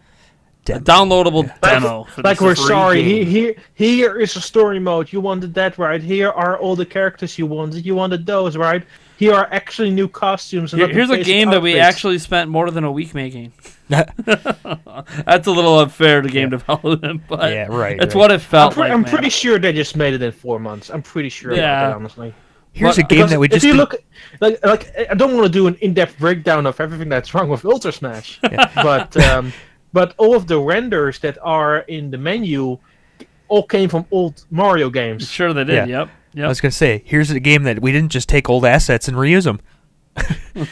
We took old renders and made it a Yeah. whole new thing. Oh jeez. Woohoo! But I mean, that's the thing. Like, it all depends on what direction, right? Like when I'm like, oh, I want a new Mario Golf and Mario Tennis in like the style of the old RPG ones. Well, that's because that would be under the assumption the company would look to those old ones to kind of make them anew again. With updated stuff, and then whether or not Camelot could do that anymore, who nobody knows. Just No one knows port if it they have then. even a desire to ever do that. But then I kept thinking, well, we are already getting Mario Tennis Aces. It is going to have single player mode. It's not what I want per se, but it doesn't look bad. I will give it a shot. I'm excited for the game. It actually has multiplayer options. And we got Golf Story. And True. like Golf Story is everything I wanted Mario Golf to be. Right. So I mean, obviously, I'd rather I'd like to have a 3D style one. It really won't surprise me if there's another Mario Golf coming along. Well, with maybe Aces coming out. Yeah, I mean, especially if made by Camelot, it would be Right. spaced out. But still, it's like Golf Story now. Like, I'm sorry if they are making another Mario Golf. Like, Golf Story just set the bar. Mhm. Like, and that bar is insanely high, especially if for you're trying sure, to do yeah. anything in the 3D space. Now, 'cause look at all this amazing stuff they did in the top-down perspective. Now you got to make a 3D version that can match that and use Mario. And like, I don't even like that's intense, man. Golf Story is like a legit RPG, like legit. God, it's so good. And it's just made by 2 people. I know, right? Isn't that insane? That game is so good. It's like they knew what they like took what everyone loved about that old Mario Golf game. Like, look, we're gonna do that, and we're gonna do it 10 times better. And we're just because we just love it that much, and that's what they need. They need a passionate team to pull this off if they're ever gonna do a one. Like that's if they just do another Aces kind of thing, where like, yeah, we're gonna give you a single player to it, but it's just kind of it looks more level based and stage based, and doesn't have that RPG feel to it. It's gonna be like, well, no. Yeah. No. Right. Like, Golf Story's better, and that sucks because it's a top-down game made by 2 people. Which is Fantastic. amazing. Yeah. Oh, the reveal at the end of that game is crazy. Anyways, I don't want to get too big a spoiler Yeah. than that. I don't think Eric's finished it yet. No, I haven't and yet. I technically haven't finished it yet, but I couldn't help myself. Yeah. I couldn't help myself. I had to watch a video on the ending because I'm like, this is just... I'm just amazed. Like, 2 people and like, the country the game is made in, and some of the difficulties there is just in trying to make games there. And Where was it made? Hey, you mean Australia? Oh, yeah. yeah. That's not really difficult to make. Oh, games in. you do some research into the cost. What is it?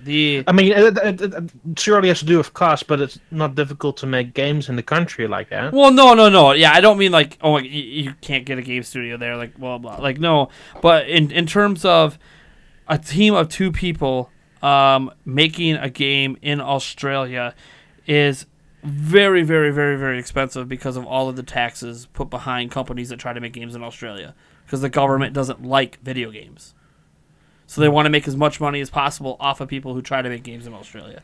And unless you're a company like Tantalus or whatever, who gets funded by outside companies to port games and make games, it's very hard.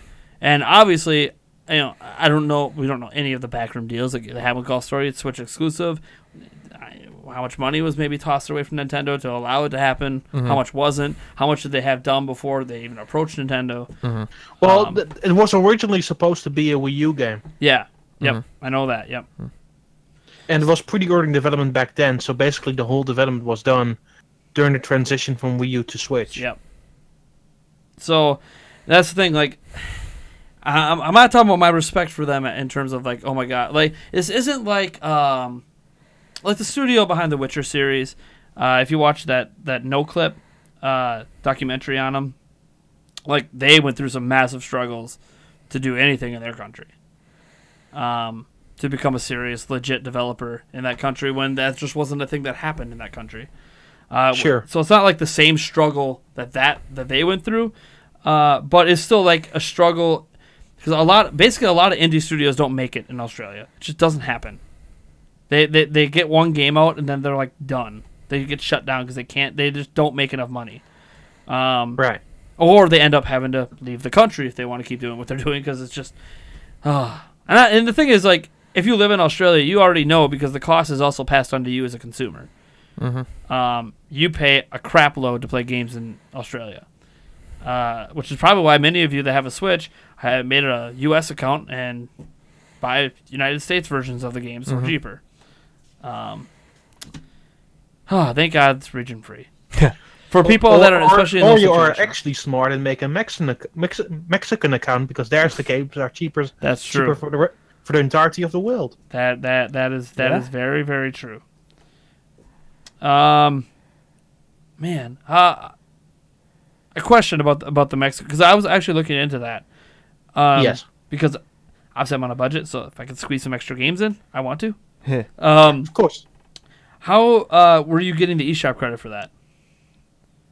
I was having an issue finding a way I to just get the eShop connected credit. my PayPal account to that specific account. Okay. Yeah. So just direct PayPal. Okay. So, Yeah. all right, yeah, that had to disconnect it from my current one, but that's okay. Or just open a second PayPal. That could also I can work. do that. Yeah, I have 3 sure. PayPal accounts. I just shift money around. It'd be fine. Okay, cool. well, I mean, it is what it is. Like, because I tried doing the PayPal thing with the Japanese account, that didn't work.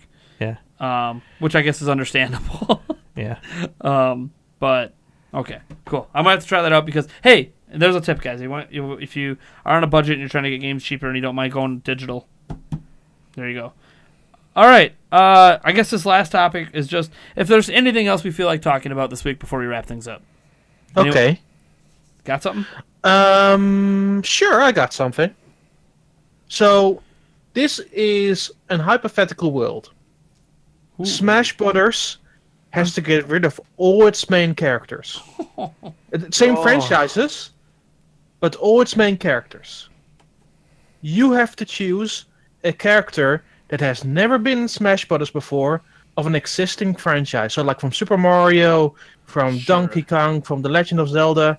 You need to choose like the most random characters possible. Who would you pick? Wow. The You want to go first, Eric? old man from it. Oh man. Old Oh man. Sorry, ever since I Legend yeah. of Neil. Right. They called me old man. I did. Oh god, do I want to go first? No, not really. Well, Darren kind of already went Yeah. first. Right. He jumped the gun. Yeah. Do I? You go second. Eric. I'll go second. Yeah. Yeah. I could answer for Nate. Well, how could he answer for me? How do you know what I'm thinking? Tingle. No, he already went Zelda. I can't go Zelda. Oh yeah. I mean, I could, You but I'm not could. going to. Yeah. I can think of a zillion Zelda characters. Yeah. Yeah. Set the goose loose, baby. Oh, come back to me. I have to figure this out. You have to figure this out. Yeah. By the way, you can also just go wild and do anything you like that has anything related to Nintendo. It's Yeah. a celebration. Nope. Let's Yeah. go wild. I got it. Oh, you got it? What? Goomba. Okay. A Goomba. A Goomba. A Okay. Goomba. A Goomba. Goomba stomp it up. That's like the only move. But, Yep. Oh, Hey. well, I mean, there's wings. Yeah. Like recovery. I don't know. It's your... The mini ones from 3. Oh, You could shrink yourself Yeah. and slow other people down. jeez. Actually, that sounds pretty good. In that case, just include Eslo and just you hop on people's heads and shrink them down and run them off a cliff. Yeah. Why not? Anyways, Get the too many Zelda ones because I love Zelda. gyroids in there from Animal Crossing. Oh, okay. Oh. How about an actual Metroid? Ooh. Mmm. A lot of people though they've been waiting for Ridley too. Let me see. Franchise I haven't mentioned yet. I want to include Adam from Metroid. Adam. Oh, jeez. Let's see. No. I mean, it's easy. Like I was gonna just say like some Pokemon. Like it's so easy to go Pokemon. Just It is. Pick a Pokemon you like that's Yeah. never been in the game. Right. Exactly. Halucha. How about that one? Ooh. Bless you. Wow. Halucha is the Pokemon I want. Yeah. Has Wobbuffet been in a Smash Bros. Game? No, only as an assist. I was gonna say. Only as an assist Pokemon. Okay, so I guess he's eligible. Yes. Okay, I'll pick him. I mean, Magikarp's only been in the Pokeball. Why Yeah, not the assist one? Yeah. Why I not have want Magikarp? Bandana Waddle Dee. Oh, jeez. Yes. Christmas hat Pikachu. KK Slider. Yes, I would love that. I That would would be great. legitimately love that. I want the viruses of Dr. Mario. The viruses of Dr. Mario. I want all of. I already know what the reaction is going to be. To this. Oh boy. I Oh, want God. all of the rabid Mario characters from Mario plus Rabbids Kingdom back. Nice. There you go. I'm okay with that. I know you're okay with that, but no one else is going to be. Yeah. No, I'm okay with that. You're okay with that? All right. Well, I mean, Yeah, okay. and the thing is, they do bring in third-party stuff, and this is like third-party crossover, and they do work closely with Ubisoft. So Yeah. they've never actually Why not? included Western. I stuff, want the but- Toy-Con stick figure. Oh, how about the Nintendo Labo piano? Yeah. No, the I want Nintendo Labo guy. I want the Nintendo 3DS sound parakeet. Oh, nice. That's a good one. There you go. Let's get Blinky in there from Pac-Man. Yeah. The Okay. Pac-Man ghosts. Nice. That's a good one. Let's get Ashley in there from WarioWare. All right. I hear you. Oh, God, I had one and I lost it. From Kid Icarus, Hades. Hades, yeah, that's a good one. Oh man, Who can we get from Final Fantasy? well, it can't be Cloud. So No. there's a Well, Mega Man is an obvious one. Roll. Cedric, I mean, that works. Cranky Kong. Cranky Kong, any of the Kongs. at Yeah, this any point of the that Kongs. hasn't been in Smash. Noctis, I guess. What about Stanley? Oh, that's what it was. Family. Paperboy. Paperboy. Oh, that would be amazing. That would be sweet. I could already imagine the attacks on that. Just chucking papers at everybody. Oh, I love that. Paperboy. That's a good one. That's a man. That might be the first time we've ever brought up Paperboy. No. I've brought up Paperboy When? a couple of times. Must be like 2 years ago. No, Dang it. no, like the last couple of podcasts. I don't remember. We it get at all. that really stupid bird. I want the happy Wasn't mask last salesman. week. I listened to last week's. Yes, that'd be awesome. Okay. We get that stupid bird from the Ice Climbers in there. Oh God. The one that like steals the fruit or whatever it is in the bonus stage. The balloon trip guy. Yes. Yes. Yeah. So technically, that's an attack of the Animal Crossing But villagers. it should be its own thing. Come on. Sure. Okay. Fair enough. But I'm saying the happy mask salesman. Ooh, mysterious. Hmm.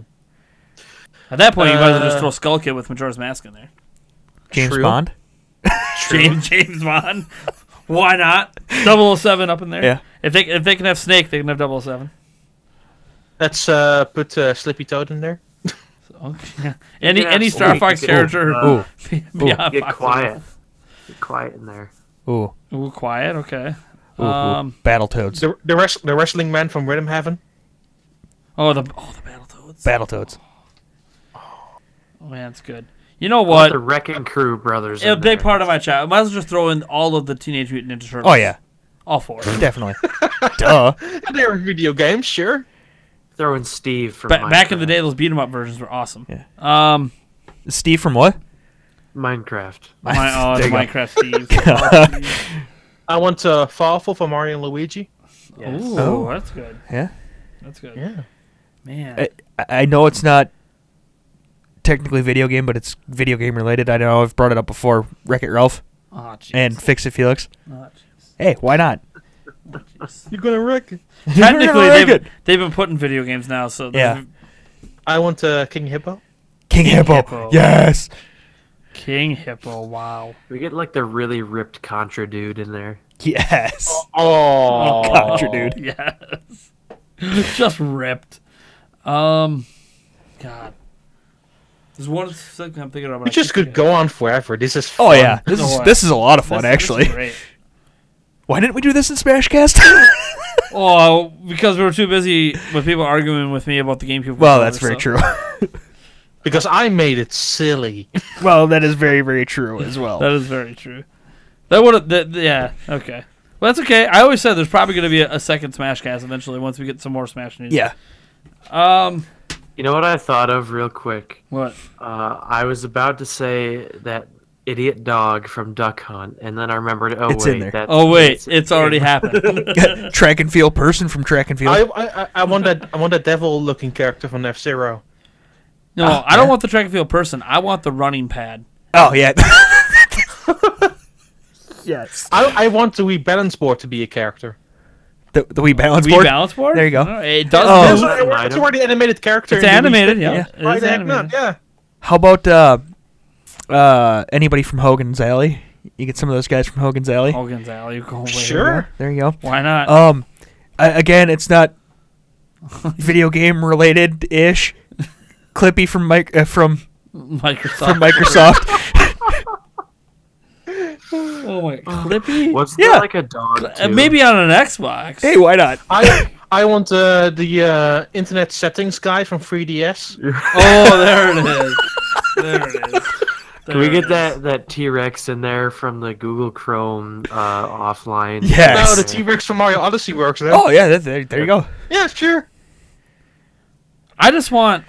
I don't know which version of it they do. Just the spinning wheel loading sign. Oh god, That has to be a character. the spinning wheel of death. Yeah, exactly. Is it gonna load this time? Oh. No. Or this download has failed, or you've been disconnected. Yeah. Make I that- want the eShop shopping bag from the 3DS and from 3DS and Wii U. Yes, there we go. Float over people and drop the little gems. You know what? I just want an Yeah. A button. Just a giant A button. Just a big A from button. from the from the GameCube controller. Just a big A button. I wanted two moving eyes from the Wii logo. Oh my god. Yes. What is happening right now? I don't know, but it's fantastic. Oh my god. Okay, we can go on and on with these for hours, I think, Yeah. at this point. This is pure entertainment. This Oh, is, it this is, is it good is. stuff. Is there any other topics people want to talk about now? Or did we just No, completely I derail think everything? I think we derailed everything. I do have a question. yeah. For Oh, okay. Don.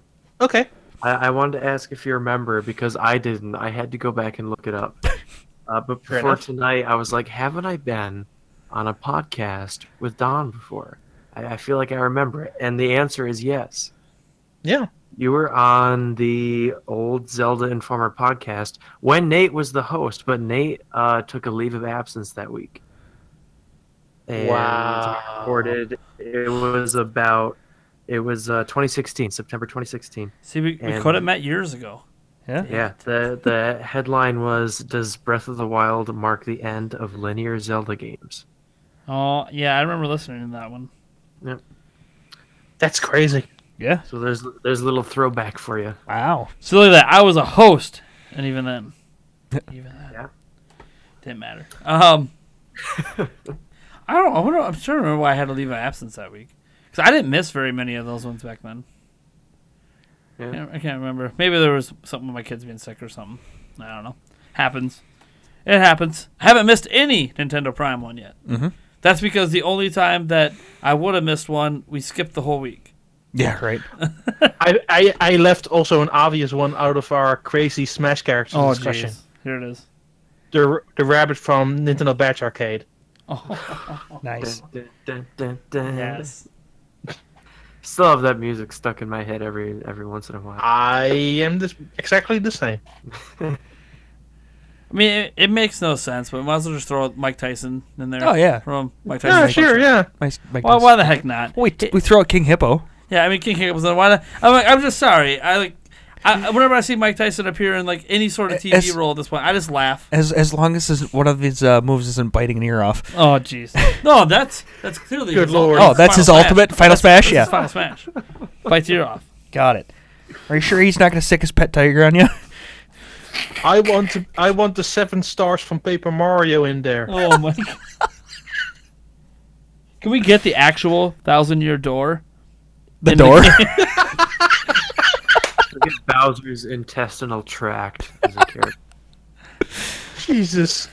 You know what? Oh. It has to be. Since we're going so out there, we need the OG Rainbow Road as a character. Oh yeah. No, we need Stage. we need Sebastian too, the guy from Wii Music in there. Ah. Yes. No, you know what? We don't need that. What we need is the guy who did the fake drumming at the E3 presentation. Raffy drums. We need Steel Diver from Steel Diver. Steel Diver from Cookie Yeah. Mama. Yeah. Oh man. It's Sakurai himself. Just keep Sakurai going, himself. Ari. Oh, God. He just I need the appears and car from wins. Cruising. Oh, you know what?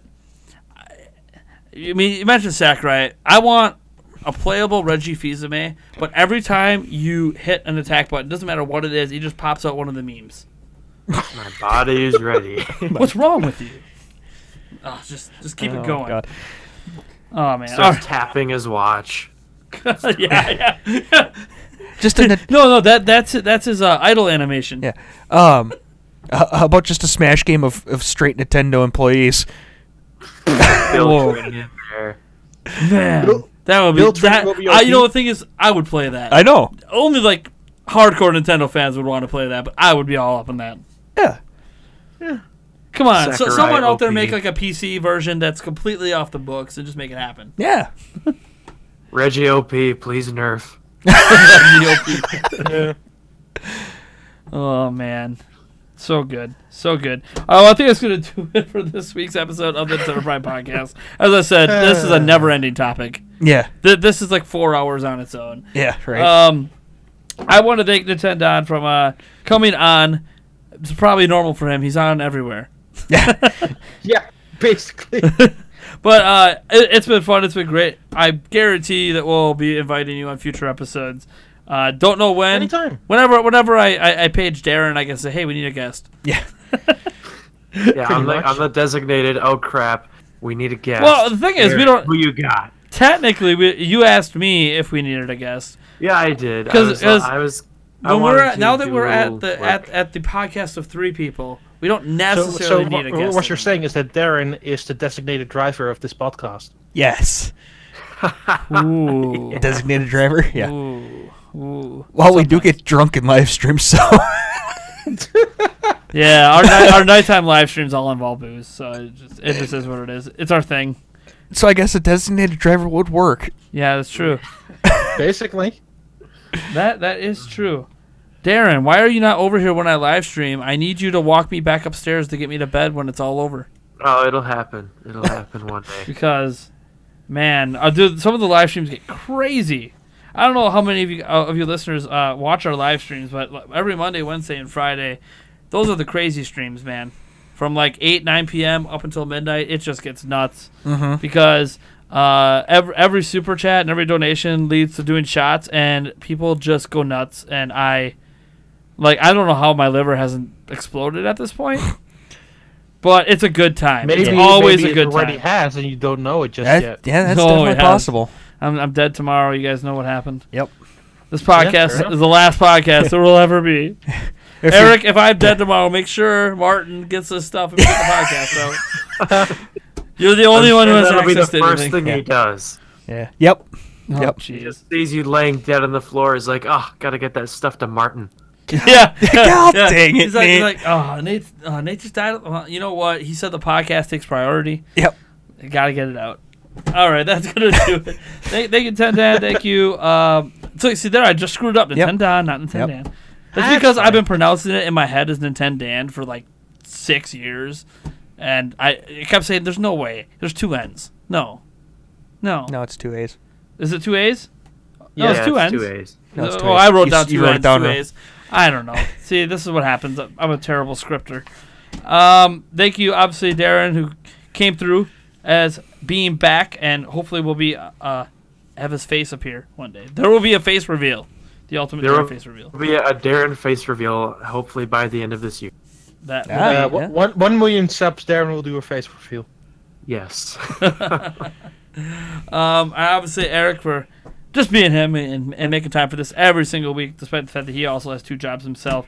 This has been great fun. Thank you guys for tuning in. If you would like to get this podcast early, or I should say the next podcast early by the time you listen to this, head on over to our patreon.com/Nintendo Prime. For $5 a month, you get the audio version a full day early, sometimes multiple days early, because the video version might have some complications that causes it to be delayed. Otherwise, you could also do, I think we actually have a $10 Patreon backer as well. You actually get to watch the podcast live as we are recording it. Hi. So if you're watching right now, hey, Yeah. cool. We'll be back next week. Eventually, we are going to. I've been working out some details on having a second podcast that's probably going to be bi-weekly, but it will be completely live. Public facing everything, no additional editing. It'll probably be handled through Google Hangouts. I'm not a big fan of Google Hangouts, but easiest way to get everyone on camera without me having to like Skype and capture video and put it in. It just gets crazy. But more details on that to come when I feel like announcing it, because I got to have enough guests to make that kind of thing work. And that podcast is going to be news focused.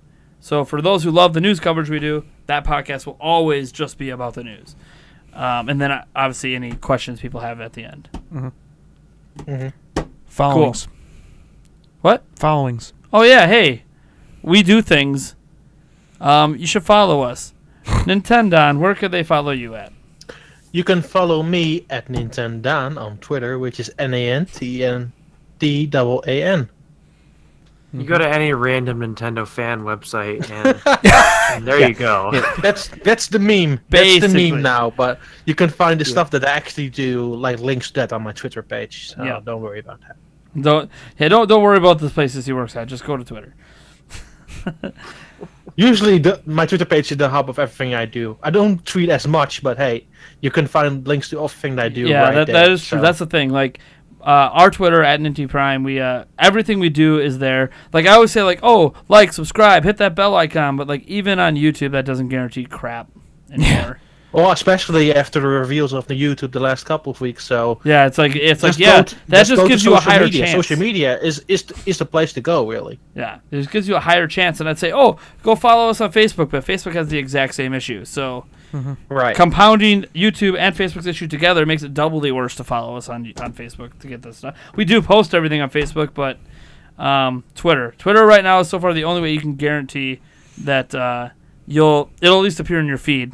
You might not see it because you get too much stuff in your feed, but it'll be there. Well, you can Unless hit the the Yeah, you can always hit the. timeline. What is that? Is it a bell? you can too? have notifications enabled every time Yeah. they post a tweet. Yep, you could do that as well. Or I'm not you saying can- that you always want all my tweets. Or you just make a separate Twitter account and just follow Ninty Prime. Just it. Yeah, That's it. make a few of those, Yep. Yeah, and just follow Ninty Prime. Yep. Yeah, thanks. Follow Again, me then at the same time as well. That would Darren's I would at very Real much Dern. appreciate it, yeah. at Yeah. Real Yeah. Dern on Twitter. Nate, do you remember my moody emo Instagram name that you two laughed at? Martin puts it up on the screen. So you I should never know this. remember. I ignore that Instagram exists. It's Finding Darren. Oh, that's right. Yes. That's right. Oh, I found him. He's right here. Ah. I felt like he was whoa. missing for over a year. Yeah. He was. I Well, that vanished was the from easiest thing in internet. the universe. That was quite easy. And then, Yeah. surprisingly, I'm never going to get over this. It's going to take probably a good year before I start acting like this is a surprise. You can follow Eric where? Where? Huh? Yeah. At emo8790 On Twitter. on Twitter. Yes. I You know, just right? find retweets Yeah, pretty much. of us and sports. Yeah, pretty much. But hey, one day he might actually put out a legit tweet. It'll happen. He did. I have. Was one? Which one was that? I know I've Was it the have E3 tweeted one? out the E3 one. Yeah. information. Yeah. Yeah.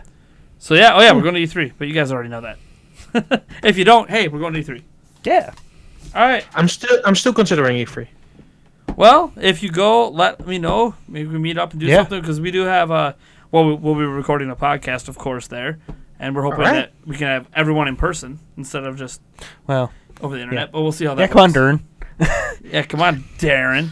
Come on over to E3 with Actually, I did tell Darren. I think I already told you that that's obviously the one you wouldn't be on But- unless you went. But Yeah. but you can't go without your designated driver. Uber. That's what it's for. Uber. Uber, fair enough. But Darren, I will say I do have a task for Darren. He's gonna hate so Uh-oh. Oh man. Oh. because you know how we have that website now, right?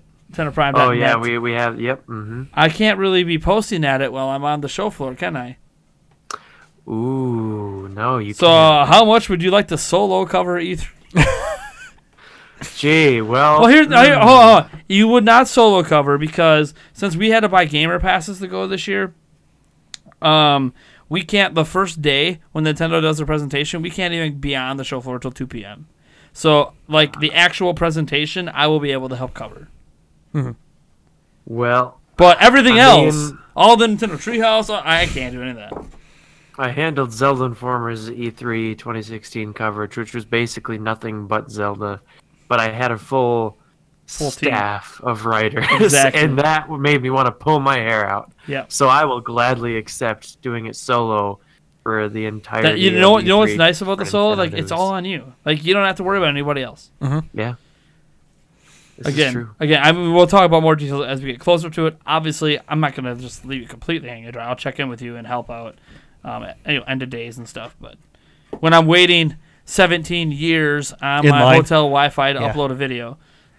Because, again, we don't have your hacking laptop. Oh, jeez. Get out. I'm still going to have the better Wi-Fi. I'm just going to have to pay for it. Yeah, fun fact. Like, when we went to E3 one time back in 2016, representing Zelda Informer, and I had an Alienware laptop. Still have it, just doesn't work anymore. And you never needed to know Wi-Fi passwords anywhere. It would just connect. Mm-hmm. I don't know why it did it. That's why he says hacking, because I can't explain why I don't need passwords. Mm-hmm. And at the hotel we're at, they had their basic internet, then they had their higher one you could pay for. We were going to pay for it. And then when we got to the hotel room, oh, look, my computer just connected to that one just because. I call hacks. Yeah, I don't. Yeah. I still don't understand to this day. I probably should pull the wireless card out of that and try transporting it into a future one. Thing is, it's on the motherboard, so I would need. I don't have the technical expertise to unsolder it and try to put it on another. But even if it even works, the whole board might be fried. So, but yeah, maybe that's why I got fried in the lightning storm. It was too busy hacking. Yes. My computer was secretly doing hacks behind my back this whole time. Anyways, It's a secret NSA. secret NSA. All right, well, thanks for tuning in. We will catch you guys next week for episode 59. We are creeping up there, getting almost to a hundo. Yeah. I want to hit that hundo so bad. Mm-hmm. I almost said I want to hit it before E3, but that's technically impossible. Yes. Well, not technically. We started doing 3 a week. Once a day. Welcome to the daily Nintendo Prime podcast. Oh, God. Oh, boy. That would definitely be live streamed because there would be no time to edit it. Yeah, right. Ever. Right. All right, guys. Peace out. Hey, look, chores. All right, that's it. We're done. All right. Should I stop the recording? Yeah, Yeah. stop. Yeah, we got All right. Cool. Oh, these headphones are fantastic. Yeah, my ears don't hurt. Huh? Your ears I don't hurt? do want to listen to the beginning of